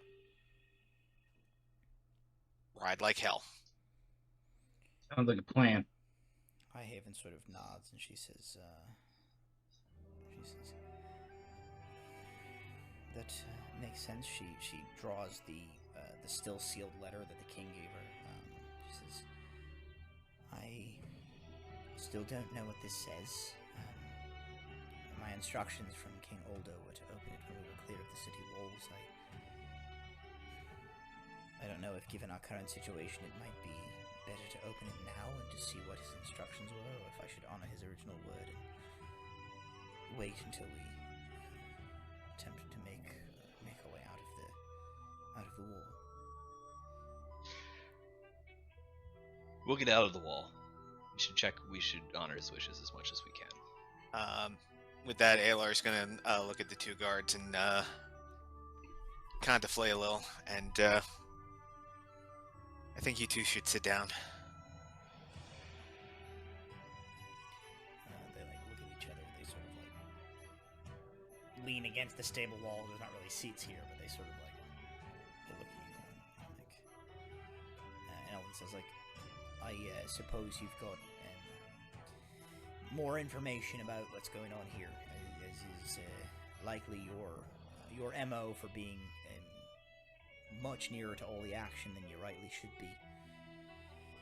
We know the Ignians are invading and taking the city, but we don't have much more information besides that.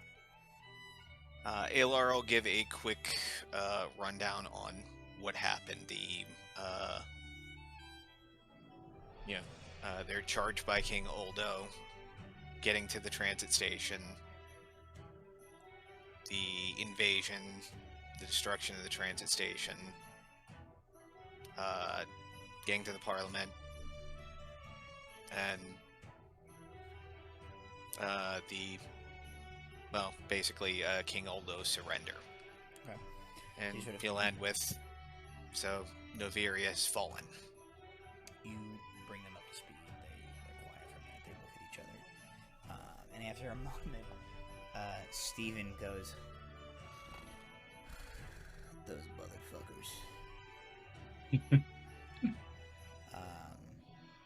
And Eldon says,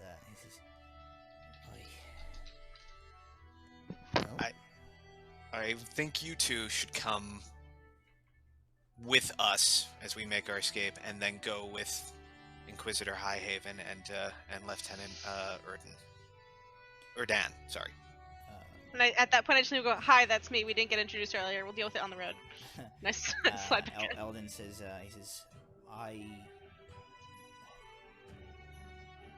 quite frankly, I'm a bit out of my depth on this one.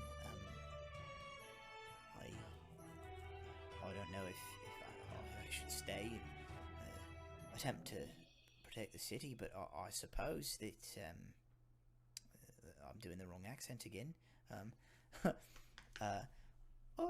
I suppose that you're the ranking officer here, Lady Highhaven. So if joining forces with you is what you think is the right move, then I suppose that's what we'll do.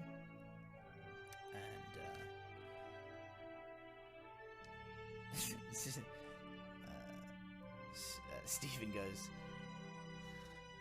yeah, we'll go with you, and we'll totally we'll like slay your enemies before you, lady. And he tips his fedora that he has on for some reason. How did you get an armored fedora, Steven? I got special requisition, baby. It cost me 4 months guard salary. That's why that tracks. That's why I lost my apartment. Hey, that's really cool. Can I see it? Can I see it real quick? No, no, because you're gonna take it and you're gonna try and destroy it. And, I'm not. I really want to see the craftsmanship of this helmet. No, I don't trust you. You might not. Alar's going to mouth, "I'm sorry" to Inquisitor Highhaven. I've been around long enough. I know your shenanigans. I'm not giving you my. This is my prize position. Man, take an allergy pill. You're congested. Yeah, I 100% was about to heat metal that guy. I have a severely deviated septum. I was in a. Can I fix it for you? Is it an underground fight ring? If you want the best doctors that the Viria has to offer have been successful, but somebody lay hands on the Viria has face. to offer. The best doctor that the Viria has to offer is a guy with a bucket of leeches and nothing else. A lot of leeches didn't reviate my septum. Reviate. Hey, that's illegal. That one. I'm pretty sure. And it is at this point that like the door to the barn bangs open, and the Alar turns across. Yeah, I imagine like a bunch of guns just like go at the door, and the figure of Osrius steps into the tavern, the stable. Oh, thank Mistra. Is he still covered in like actual like poo water? I'm pretty sure I am. Well, no, I mean he's clean up what I can see. The sewer water washed off the blood, so there's that. I clean him up as best I can as we're standing here. There's no chunky bits. If that's what you're asking. How did you get out? What happened? Where did you get that axe? It's kind of a long story, but very high place.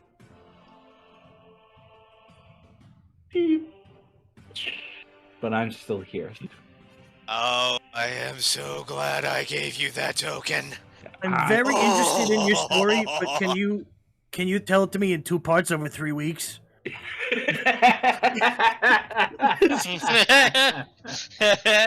Well, there it is. That's a trick.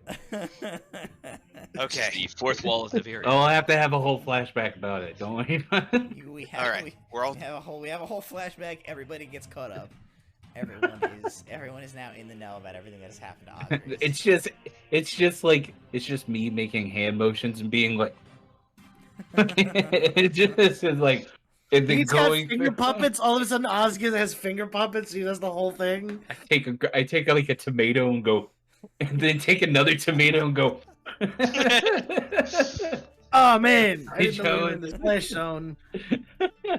All right, we're all together. Osrius finishes his story, and there's like a moment of silence, and then you just hear like, "That's the most metal thing I've ever heard in my life." It is. It truly is. I can't believe I'm agreeing with Steven, but that is amazing.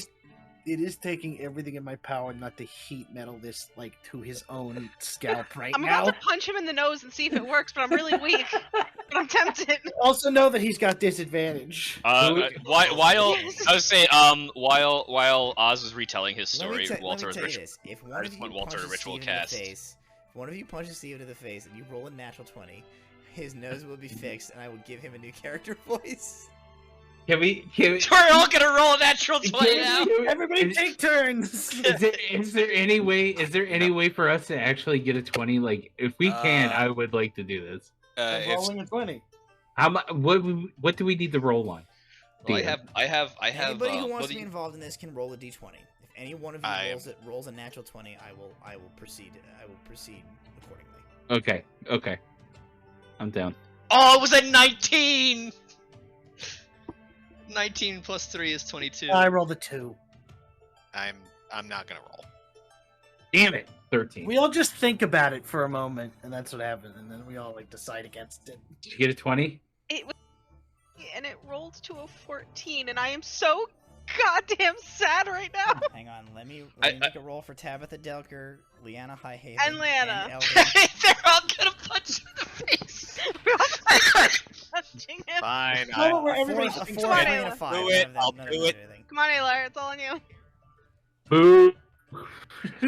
No, wasn't Remember, 20. if he's Alar your thinks favorite about enemy, it. Tenses. Boo!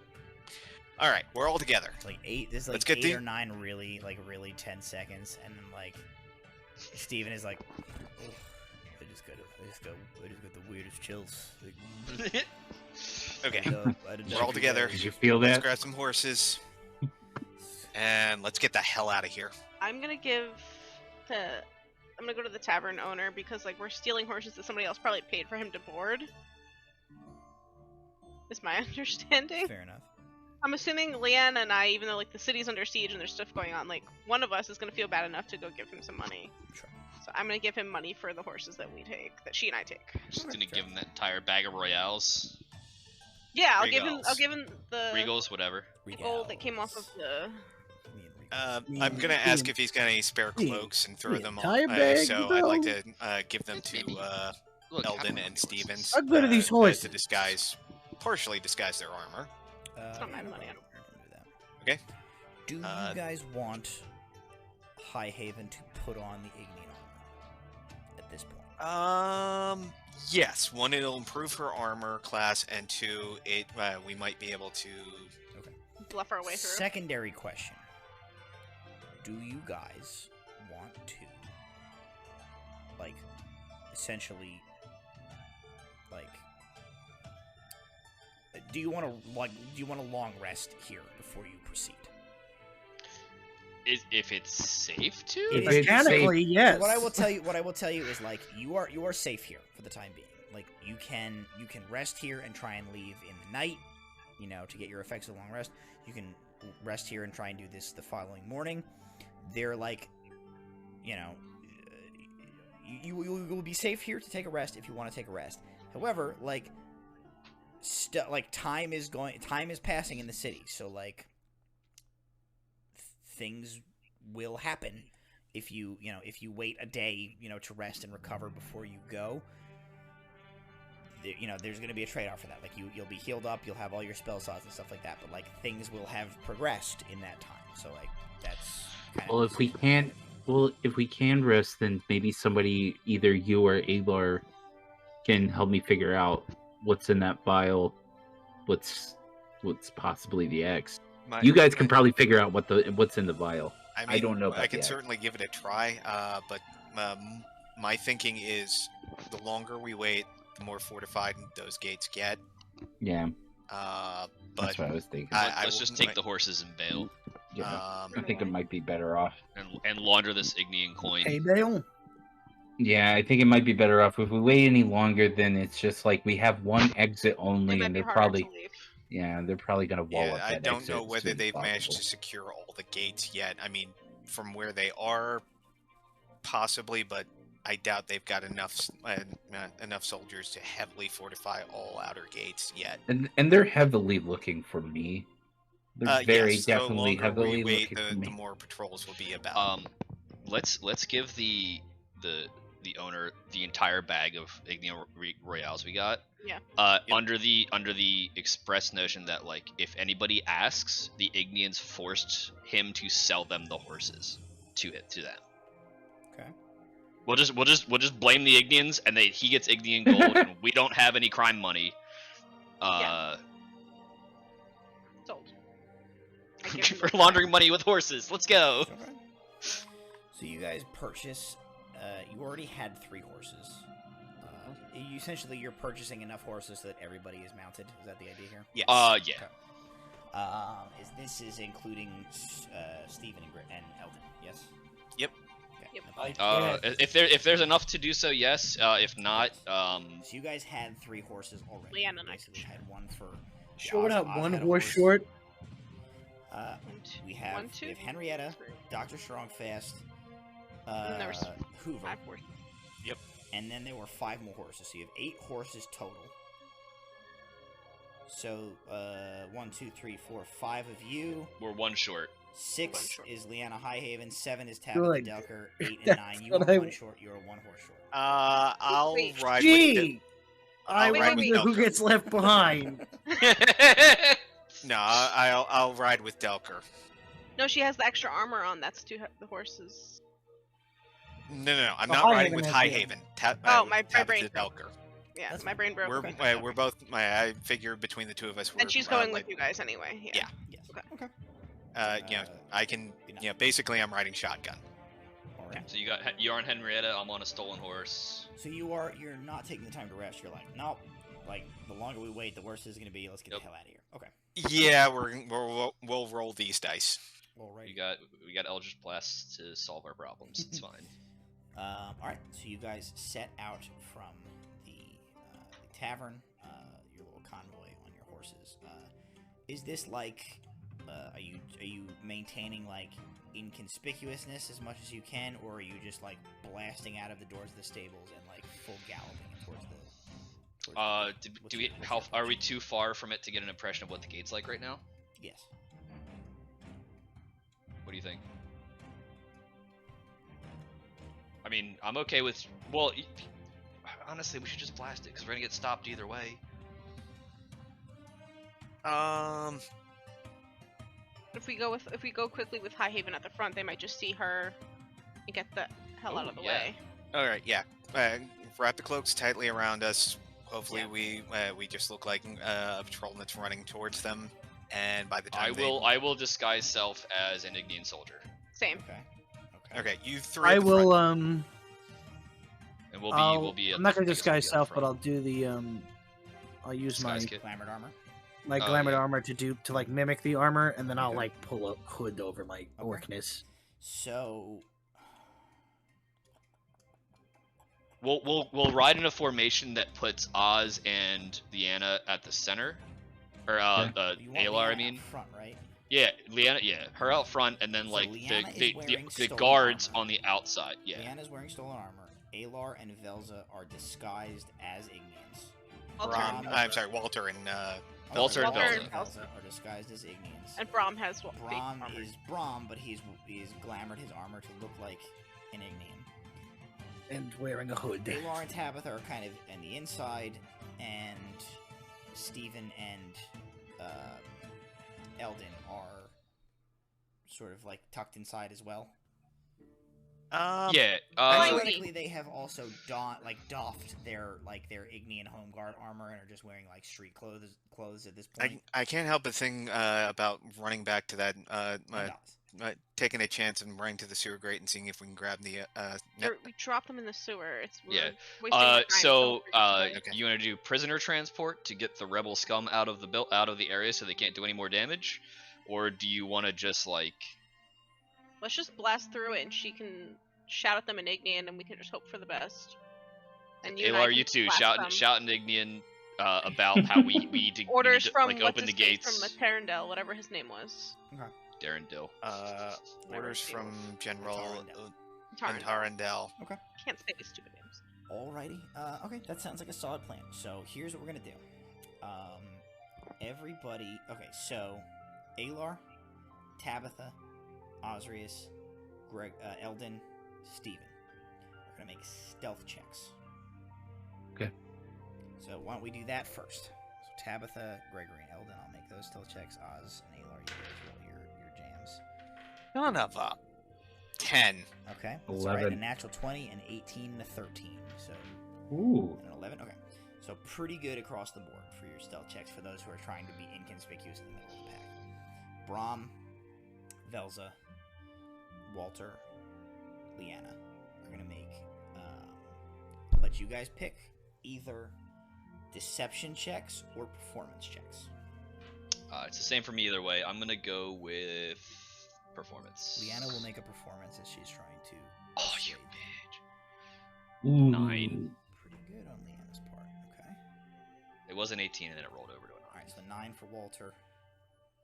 25 deception. Ooh, 25 for Velza. Okay, Braum. I will not be having a speaking role. Sure. In this. 17. 17. All right. You guys come up with your plan. You get in your formation. You gallop from this stable and head towards the river gate. You guys round the corner into the plaza that like surrounds the river gate, and you begin riding towards it. The plaza has been largely cleared of everybody else, with the exception of the contingent of Ignean Ignian forces that are currently like holding the gate.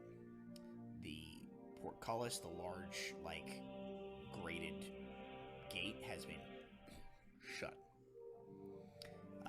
And at a quick eyeball glance, there's probably 25, maybe 30 like Ignians positioned around this.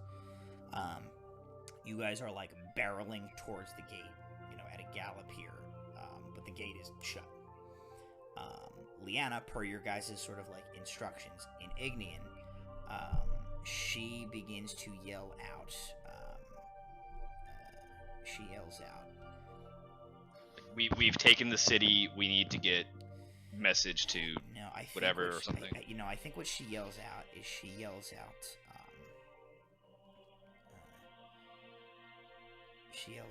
the general is dead. He was murdered. Open the gate. We must make haste on his final orders quickly, or all is lost. And she is going to make a deception check. We give her bardic inspiration. Okay. Did you also roll for her already? What's that? Didn't you roll for her already? That was something else. That was to sort look of the part. The roll in here. Her specific thing now. I'm making a separate check for. What's your bardic 1d8. inspiration? Is it D8? Okay. 1d8. She gets a 16 on her roll, and she is gonna add a D8 to it. She gets a 6. Okay. So that makes her roll a 22. I'm gonna roll an insight check for the guards.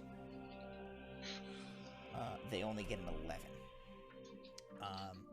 So they kind of like look at this. They see this like what looks like an Ignian patrol like hurtling towards here. They hear somebody call out in flawless Ignian, wearing an Ignian lieutenant's uniform, and you see them quickly like scramble to, and several of them, for those of you who understand it in Ignian, say like, "Turn, open the gate quickly," and they sort of turn, and you hear a moment later the like of the chains. The gate is opened like just enough. It's opened like enough that like you guys can kind of duck under and run out. Okay. Everybody make a perception check as you guys like hurtle through the gate. 19. Okay. 16. 23. 4. 16. Those of you who beat a 15, as you guys like gallop through the gate, you see that one of the Ignian soldiers like at the gate as you guys go through is like kind of watching you go. Just he's sort of got this like expression like, oh shit, like something's going down. And then like you see him like kind of like look as you go past, and his like eyes like slip over, and he sees Osrius. And you kind of like you're just as you like flash past him, you see long enough for the thought process to go through his mind of like, what is going on? Is that a fucking Goliath? What? And it's sort of like the confusion and like the furrowed brow just like begins to develop, and you guys just hurtle through the gate, and you are on the other side. As I see that happen, I would like to, as we pass by Mold Earth, and write Fool's Errant on the ground. Okay. I'll see him see that, and I'll look, and I'll just like just blast the words Fool's Errant on the ground with Mold Earth, and then as we leave. Hang on. Why would you do that? Make an Arcana. They're gonna chase us roll. now. Make an Arcana roll to see like how good you do this as you're like at a full. Really? It's a 4. It's a 4. That's perfect. That's perfect. You write Furls Lurler on the ground. It's like a weird stretched out F. It's like, Ferber Berber? What? What is this? And Alar's just telling Tabitha, gallop, faster. We're already far gone. The horse. You guys clear the gate. He's like, I think this says hamburger. Rural juror? Rural juror? Oh no. Okay, we will. Can I mage hand hit Walter upside the head for that stupid move as we're riding? Doesn't do any damage. So you guys get clear of the gate. What is your sort of like? What's your plan after that? barge it up the river. Run the hell away. Yeah, I think a barge would be slower than the horses. For a while. And then in the immediate, like, you are going to put the most distance between you and the city by, like... Yeah, I think the plan is to vaguely head... try and head north, and that'll put us vaguely in the toward the path of Terra Libra. Terra Libra is... southwest. We can switch. It's on the border of, between, yes, it's southwest of us, I think. Okay. Is there an airline near here? No.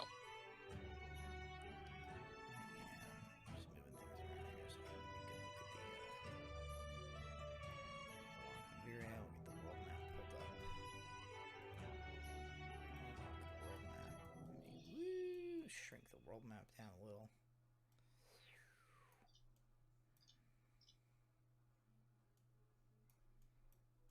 Alrighty, so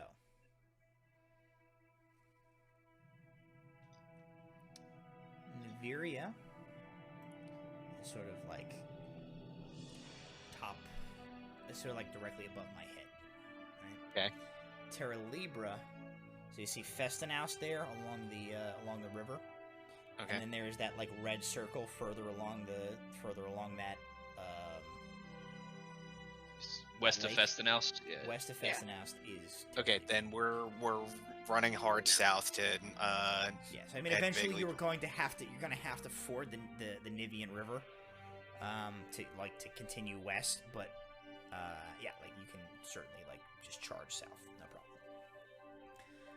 Okay. So you guys do that. Make a Constitution saving throw. For your horses, essentially. God, I can't roll to save my life today. That's an 6. 11. Okay. Constitution. 19. Oh, you better not kill Henrietta saving off. throw. She has been here since day 3 of this campaign. 19. Okay. Velza gets a 14. Not Velza. Leanna gets a 14. I'm using Alar's roll for Tabitha Delker, and Eldon and Steven get a pair of 5s. So some sort of middling rolls in there. You guys get, probably you ride for a half a day at like a pretty full out pace before like the horses start to give out. Like you can tell like the horses. If you drive the horses any harder, you are at risk of like killing these animals. So you're kind of like forced to slow and stop. But you have probably put, a dozen miles to 24 miles between you and the walls of Niveria. So you are, as far as you can tell, like, have gotten away at this point. All right. We'll pull up. We'll get off the road a little ways and find a shady spot to camp. Yeah, you're probably looking at like, sort of late afternoon, evening time. So it's getting time for like to camp for the night type of thing. So you're able to sort of pull off the road. You get a ways away. You get to like a grouping of trees where you can hide your encampment and stay off of the road. So you make your camp for the night as you sort of settle around the campfire. Eldon sort of like is looking back in the direction of the city, and he says, "Actually, hang on a second. I'm gonna make a little adjustment here."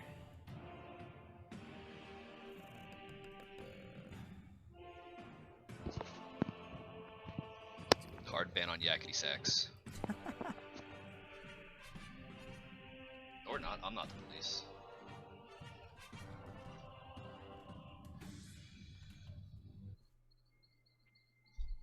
Oh, that's clever. You camp for the night in the woods. And Eldon sort of is looking back in the direction that you came. He's looking north. And he says,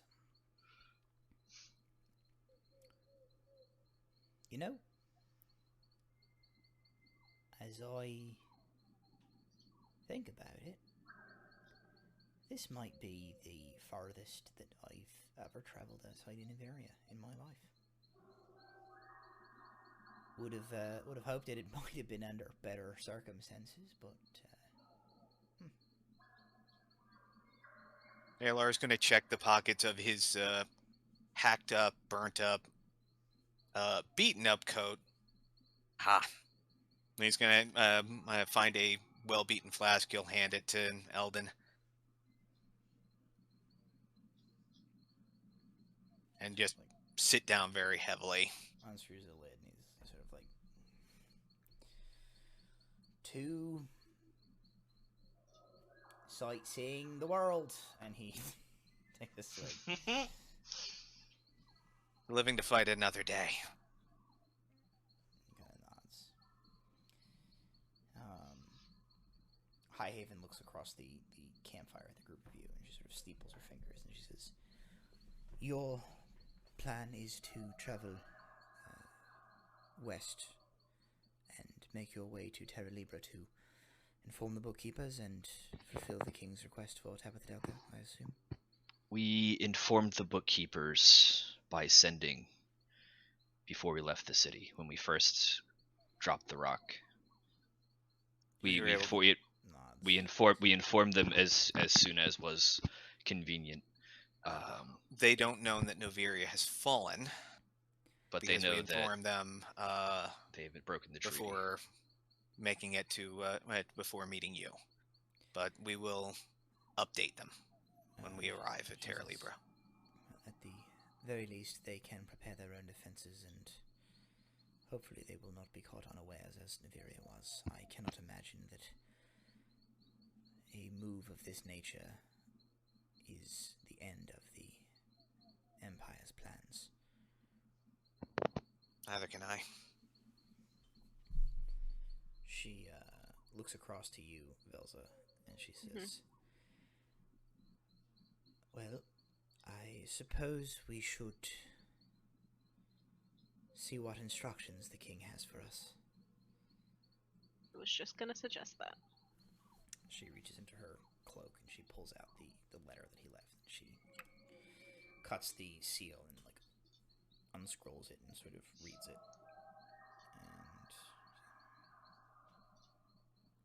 And she says, "A shockingly brief missive for the last instructions of a king, but poignant all the less." She shows the letter to you, Velza. She says, "We are instructed to travel south to Ternia. Queen and the princess were sent there some weeks ago. King Oldo desires that in his stead, whatever his fate might be, his queen take up the mantle of leader of Noveria. And in this time of imminent war, she establish a base camp at Ternia. And he desires that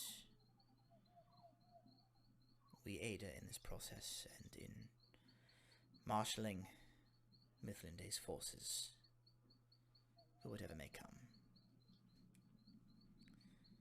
He warns that it seems very possible that Mithlinde may be less of a kingdom and more of an ideal taken up by guerrilla fighters in the next few months, but his last wish to us was that we see the Queen safe and see her take up his mantle."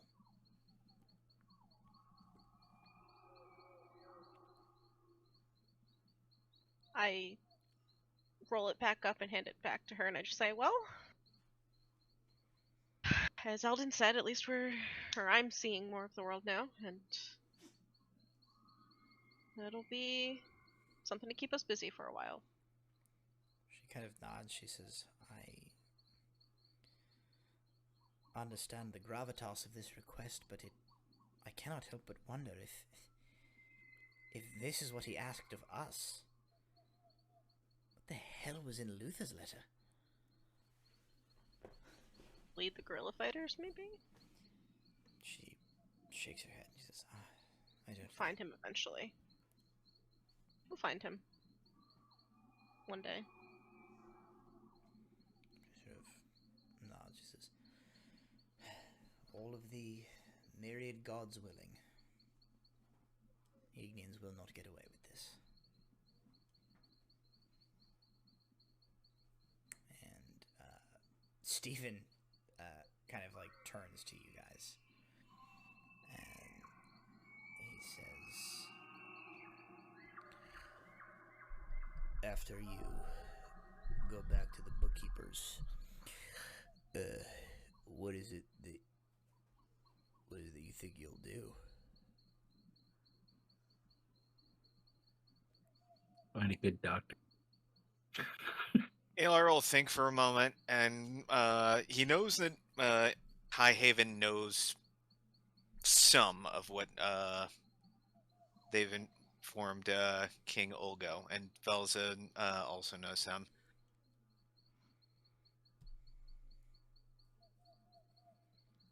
I know this is going to be kind of hard to believe, but even the breaking of the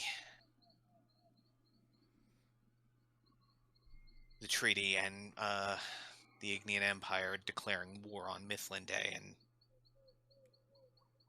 basically launching their grand attempt to remake the Invarian Empire of old isn't the biggest thing going on. There's a group in the shadows that helped facilitate this.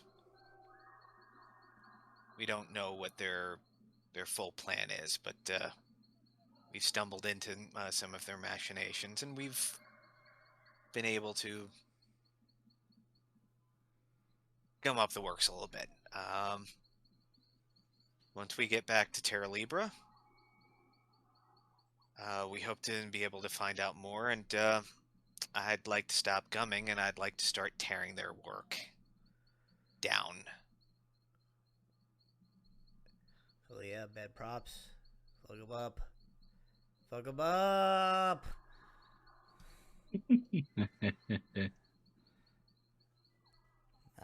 Okay. You presumably set watches over the course of this night. The night passes without incident.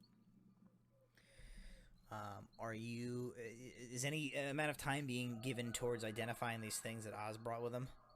Yeah, I'll probably spend enough of the night. I've got the wand of magic detection, so I can definitely, Oh, okay. I was gonna say, I don't need to sleep with Aspect of the Moon, so like I could just stay up the whole night so everyone else can sleep. I get a rest by not moving and like by chilling, but like they can all sleep. I think Alar is, despite the fact that he's been running as hard as he has, he's not ready to collapse yet. So yeah, I mean, I'm just telling everybody like if we want 2 people on guard, on all night, so we only need 1 person for each other watch. You know. Just ignore Walter screaming from his 3 or 4 back-to-back nightmares he's very likely to have. Understood. Okay. So, I guess what? Go ahead and make me a pair of Arcana rolls, unless you're like specifically using like a piece of magic to, like examine these things.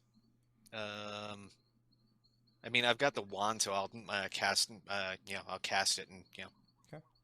What's this one? What's that one? Do you still want the Arcana rolls? Yeah, go ahead and make an Arcana roll. Because that's detect, not identify, right? Yes, it's like this detect, not identify. 13 for 1, and Jesus Christ, I have not rolled a 10 all game. That's a natural 1, so I have no idea what the. I'll say that one was a potion, just like it's magic. It is a potion of some sort. Yeah. You kind of look at it, you can tell that it's magical. It's not one we've seen. It is not one you have come across before. It sort of looks like. It does have that sort of like bluish tint to it, like Osrius had seen when he picked it up. kind of looks to you like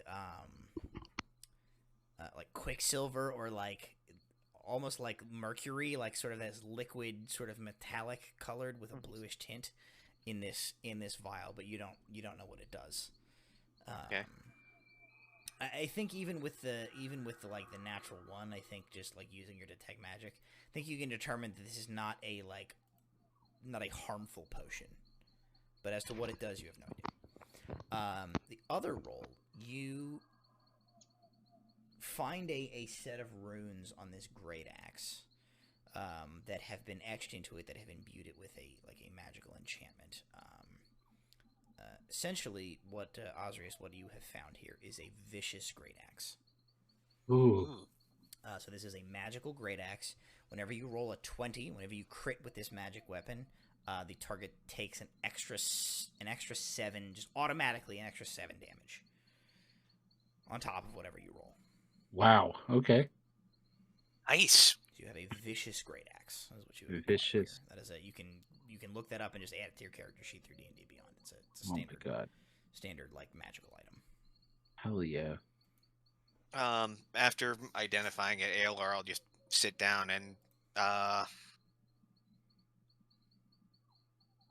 spend however rest of the night. Now he's not sleeping, just waving his hands and conjuring various things via minor illusion. A chair, a table. Once you'll conjure a small, a young image of a young elven girl, look at it for a second, then wave it away. Him do that because I'm awake. Probably. Are we sitting on opposite, like... I mean, you're probably able to see him do that. I cast message to Alar and just say, well, who was that?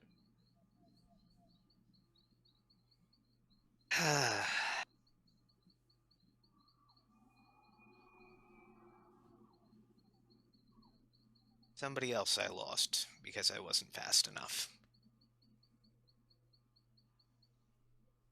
She'll send another message and just say, I'm sorry, but I'm willing to bet she'd be damn proud of you today. I wish she was here. She had the gift of magic that I did not. Every spell I've learned took sweat and tears and blood. Velza would get up and go over and purposely sit next to Alar and just kind of like shoulder bump him. And just quietly whisper to him and say, like out loud, no longer a message, and just say, we all learn our skills in weird ways and in tough ways. It'll be worth it in the end, I think.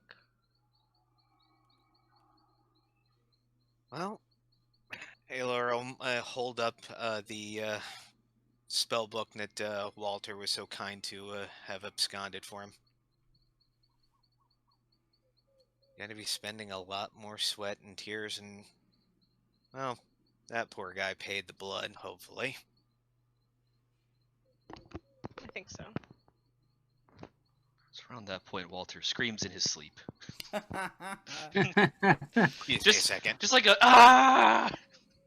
Aelor will go over and try and offer a little bit of comfort, like it's all right, we're safe here.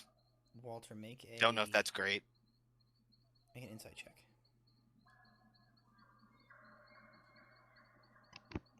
Insight check, huh? Did you say insight? Yep. Yeah, that's a 19. Okay. You are having nightmares. Things sort of just flashing before your eyes, things you don't understand, you don't comprehend. But they are universally they are dark, and they are foreboding, and they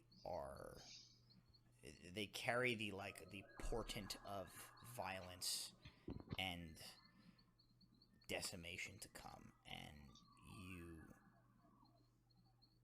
are are like startled awake by like partly by your own scream and partly by like Alar sort of like putting a hand on you to like sort of like bring you back, like hey, and you come to consciousness, and for a moment you like open your eyes bolt open, and you were looking up at the figure of somebody that you have never seen before. And in the like the dark, the sort of like backlit of the campfire light behind him, you can't really make out the features, but they are a like slender sort of humanoid figure, but where like the eyes should be, you just see these two like nebulous sort of shifting clouds of this almost neon magenta and blue and cyan like energy almost, and this figure is like staring down at you, and you're like your heart like pounds in your chest and your adrenaline like surges through you, and like you sort of blink and you're staring up into Alar, who is like looking down at you with a concerned face, like trying to like calm you down as you realize that you were screaming and like thrashing in your sleep. I imagine as I saw that like creature, like my personal sleep paralysis demon, like as soon as I'm able to get my hand up, when I snap to like real consciousness, and I'm like probably getting ready to Eldritch Blast Alar, but as soon as I guess I realize fast enough, and I don't just. Sorry, they're getting more intense lately. You pushed yourself real damn hard, and you came far closer than anybody here to. Actually, Alar will glance up at Velza. It was kind of even, but you two came really, really damn close to buying it a few times there. So I do not blame you for being very jumpy tonight.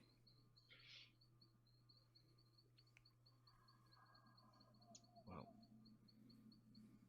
I don't.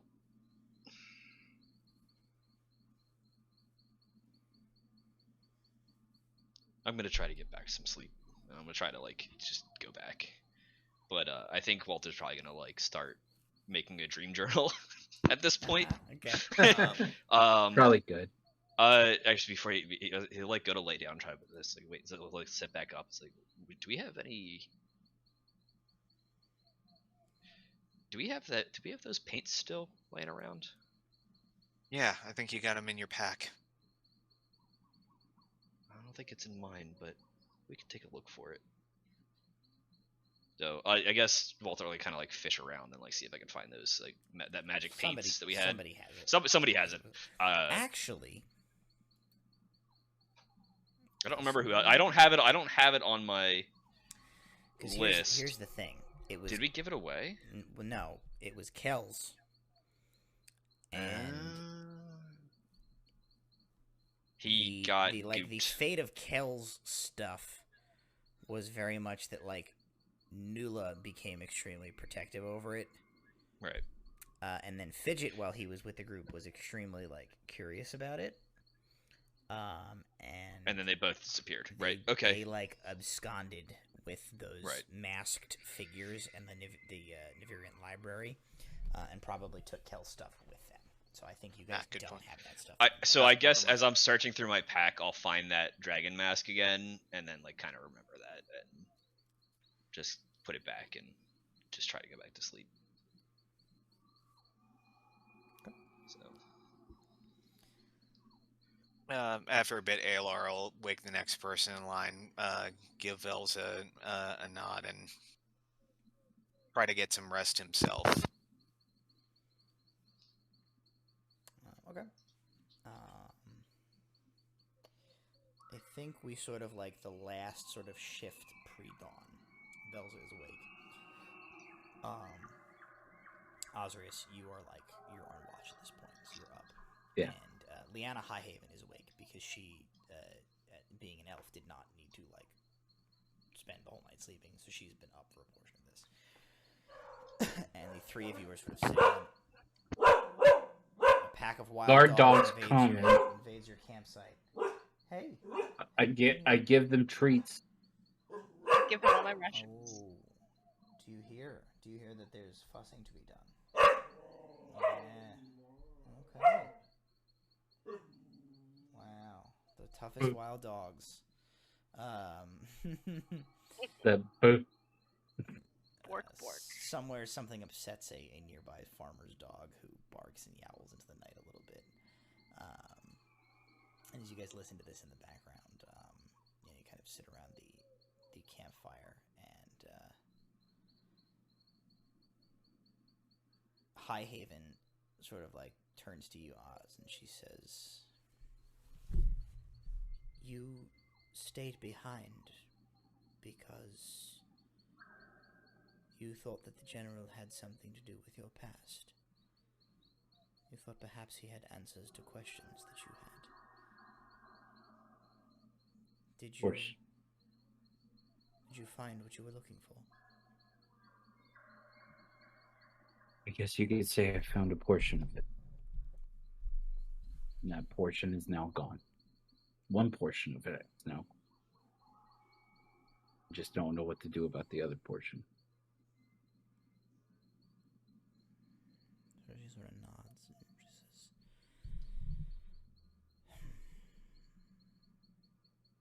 "Well, I don't know what he said to you. I don't know what your conversation was. I know that it ended with you dropping him off of the top of a very tall tower, which is pretty high up there on the list of things that I would say that he deserved. Barely.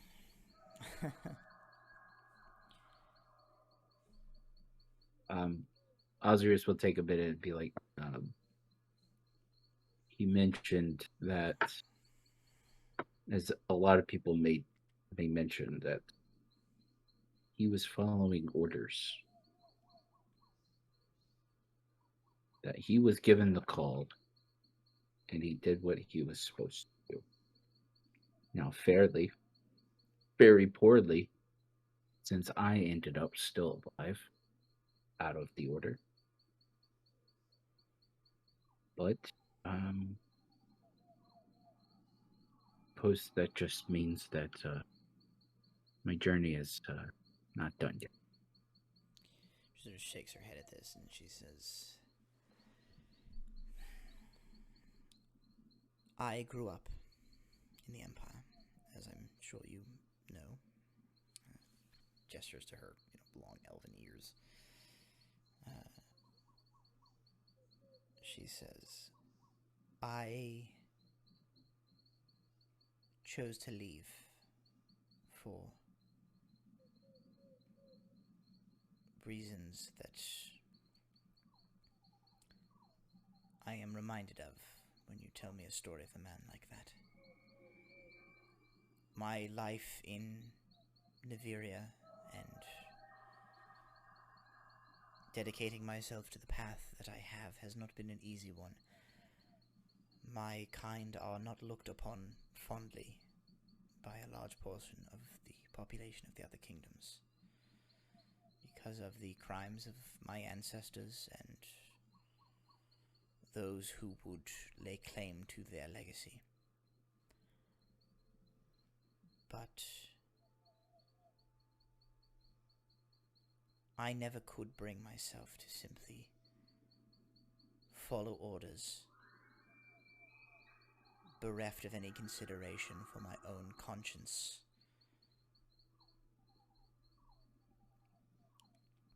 I don't know what your thoughts on the matter are. Perhaps it's a moot point, as he is now, as you described it, a gushed out Capri Sun on the ground of Castle Niveria.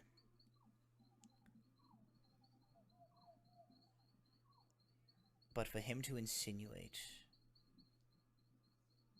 that he was merely following orders, and that somehow absolves him of the responsibility of the atrocity that he committed on your people is nonsense. To simply follow orders, even if it means committing an act of evil, is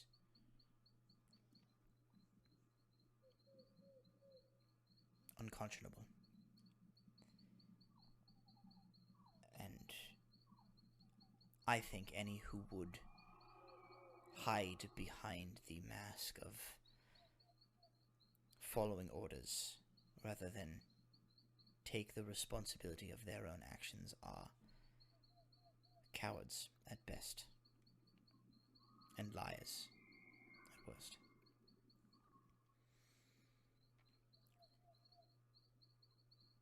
If nothing else, you may not have found all of the answers you were looking for. How this man was connected to your past, what the reasoning behind any of this was.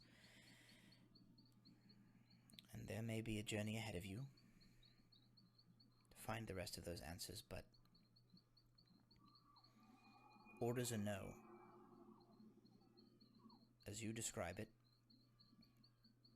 that man is responsible for his actions and his transgressions against you.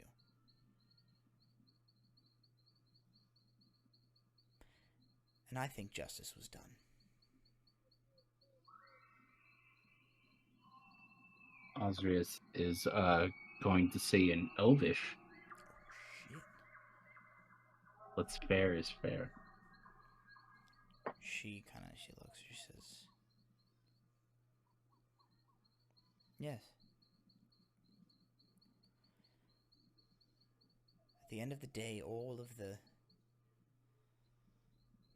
complications and obfuscations of politicking and ideology and every other thing. At the end of the day, what's fair is fair. I think, my Goliath friend, that philosophy will continue to serve you well.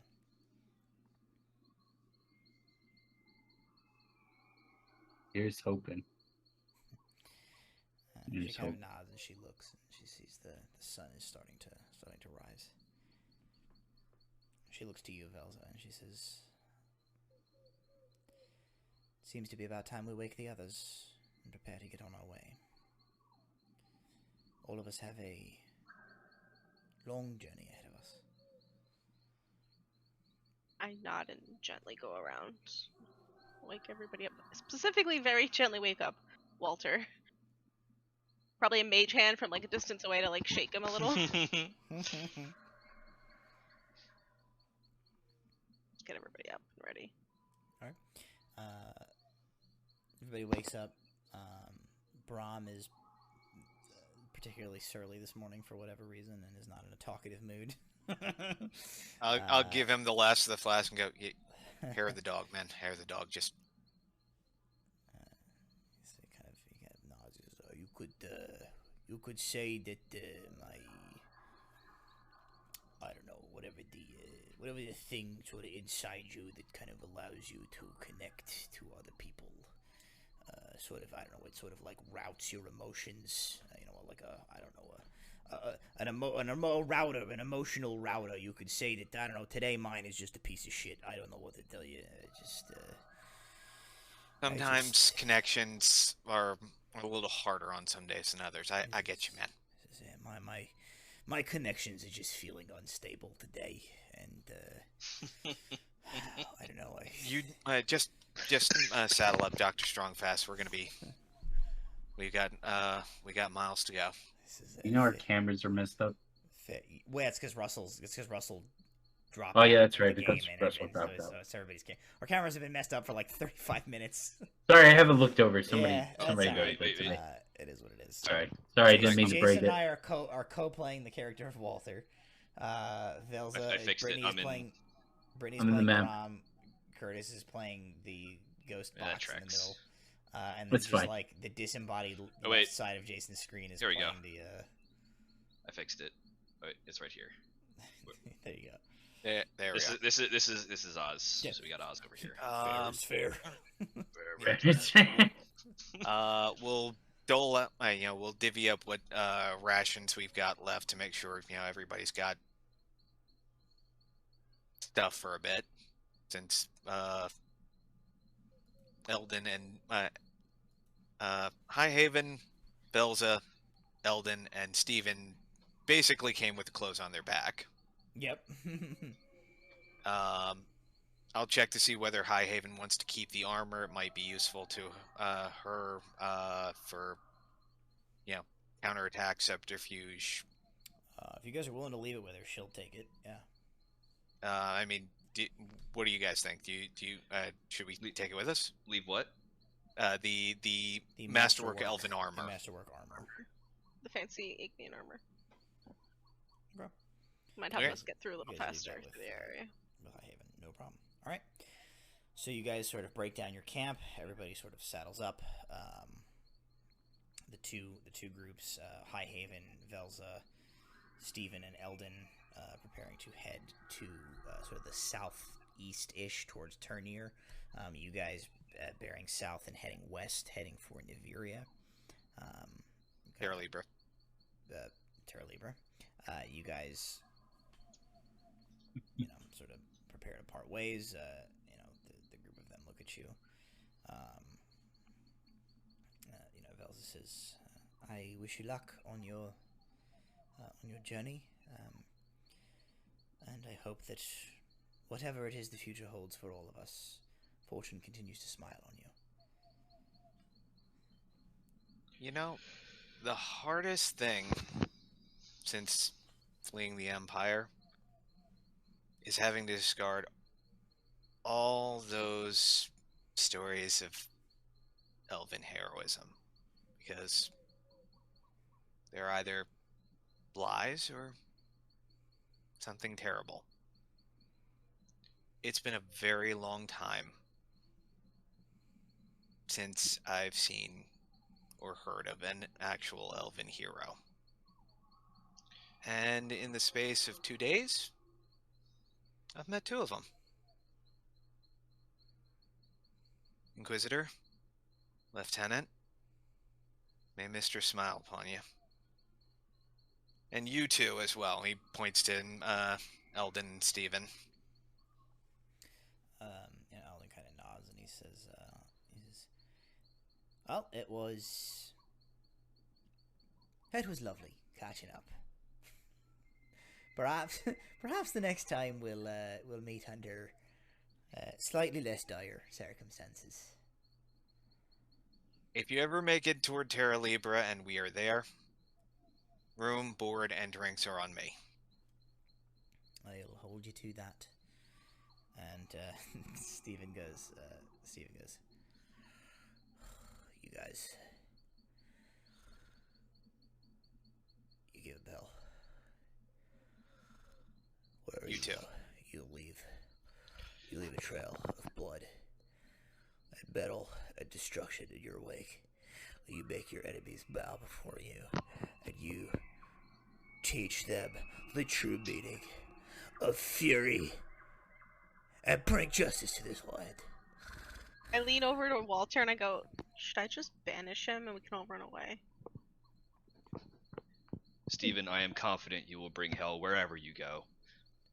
The rest of you, best of luck. Hell yeah, baby. I'm going to... In canon, Velza's going to punch him once a day to try to fix his nose. Roll a d20 for today.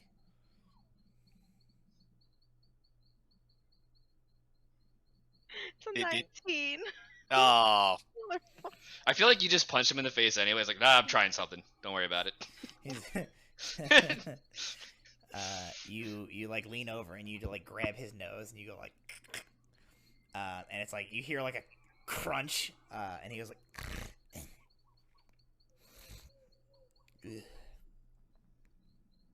"Nope, not today." But it try. Milady, Eddie. Tips his fedora again. Oh my god. We need to get your nose fixed, and since none of us are we need to commission a armored fedora for Matt for when he has to play Steven. Yes. How did we come to this? So you guys, I hate that voice so much. Nod, and you sort of diverge ways, and the two guards and the Inquisitor and her lieutenant, ride off down one portion of the trail. You guys ride down the other, and you begin to head towards Terra Libra. And Tabitha Delker kind of like looks back in the direction of Naviria, and she just sort of shakes her head. She says, I don't know what the future is going to hold, but I have a feeling that wherever the group of you are is perhaps the place to be. I am once again in your debt. I would likely not have made it out of the city without you. And I feel I am perhaps one step closer to finding justice for what was done to my father.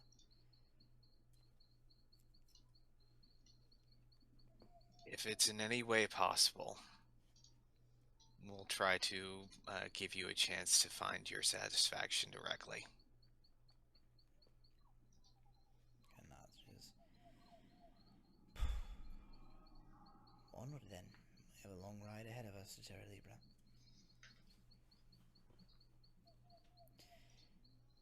And as the group of you ride off to the west, heading for your destination, we'll draw an end to tonight's session. So, thank those of you whose internet held out for the whole session for joining me. For those of us that we lost along the way, we will remember you as you were. I stopped there before we get DCM ed. Yeah. So thank you for joining Covers us are tonight. legal. You guys heading towards Terra Libra. Depending on how things go with the other party and what's going on there, either we will sort of hand wave the fast travel to Terra Libra, or maybe we'll have a road episode. We'll see what happens. I have given up on trying to coordinate it, and I'm just letting it happen as it happens, and we'll see where we go. So you guys successfully, at the very least, have escaped the city under siege from within of Naviria. And we bid adieu at this point to Velza Erdan and Liana Highhaven as they have gone off to have their own adventures somewhere in the world. And you guys make your way onward for Terra Libra. So we will depart tonight on that note. We'll be back next week for the Pirates, the Grimmest Folly crew, to see what they're up to. And the week after that, we'll be either back with the Fools or we'll be crossover episoding. Who knows? Stay tuned. It's a surprise to everybody, including me. I don't know what's going to happen at this point. It'll just be what it's going to be. And we're here for it. We love shenanigans. Shenanigans, yes. Speaking of shenanigans, thank you, Brittany, for playing Velza. Yeah. Yes, Thank thank you, you for being an honorary fool. Gotta become Yeah. a permanent I fool now. meant to say suffering with us, but same difference. At least you didn't die 5 times. Look, I told you like time and time again, let her die, but it's fine. Only Jason does that in our campaign. That's right. We're only allowed to let Jason die. Anyway, so, on that note, thank you to our sponsors, Little Dragon Corp and Cardboard Castle Games. Thank you to Proficiency Bonus for allowing us to ruin their Twitch channel with our crap every Tuesday. No thank you to whatever internet service Russell has. They can eat shit. As Roadrunner, DSL. The friggin' freaking Commodore 64 over there running his internet. Time Warner Cable. Sending bits in Morse code. That's right. We will see you all next time right here on Proficiency Bonus for another episode of Requisite. We love you and good night. Bye.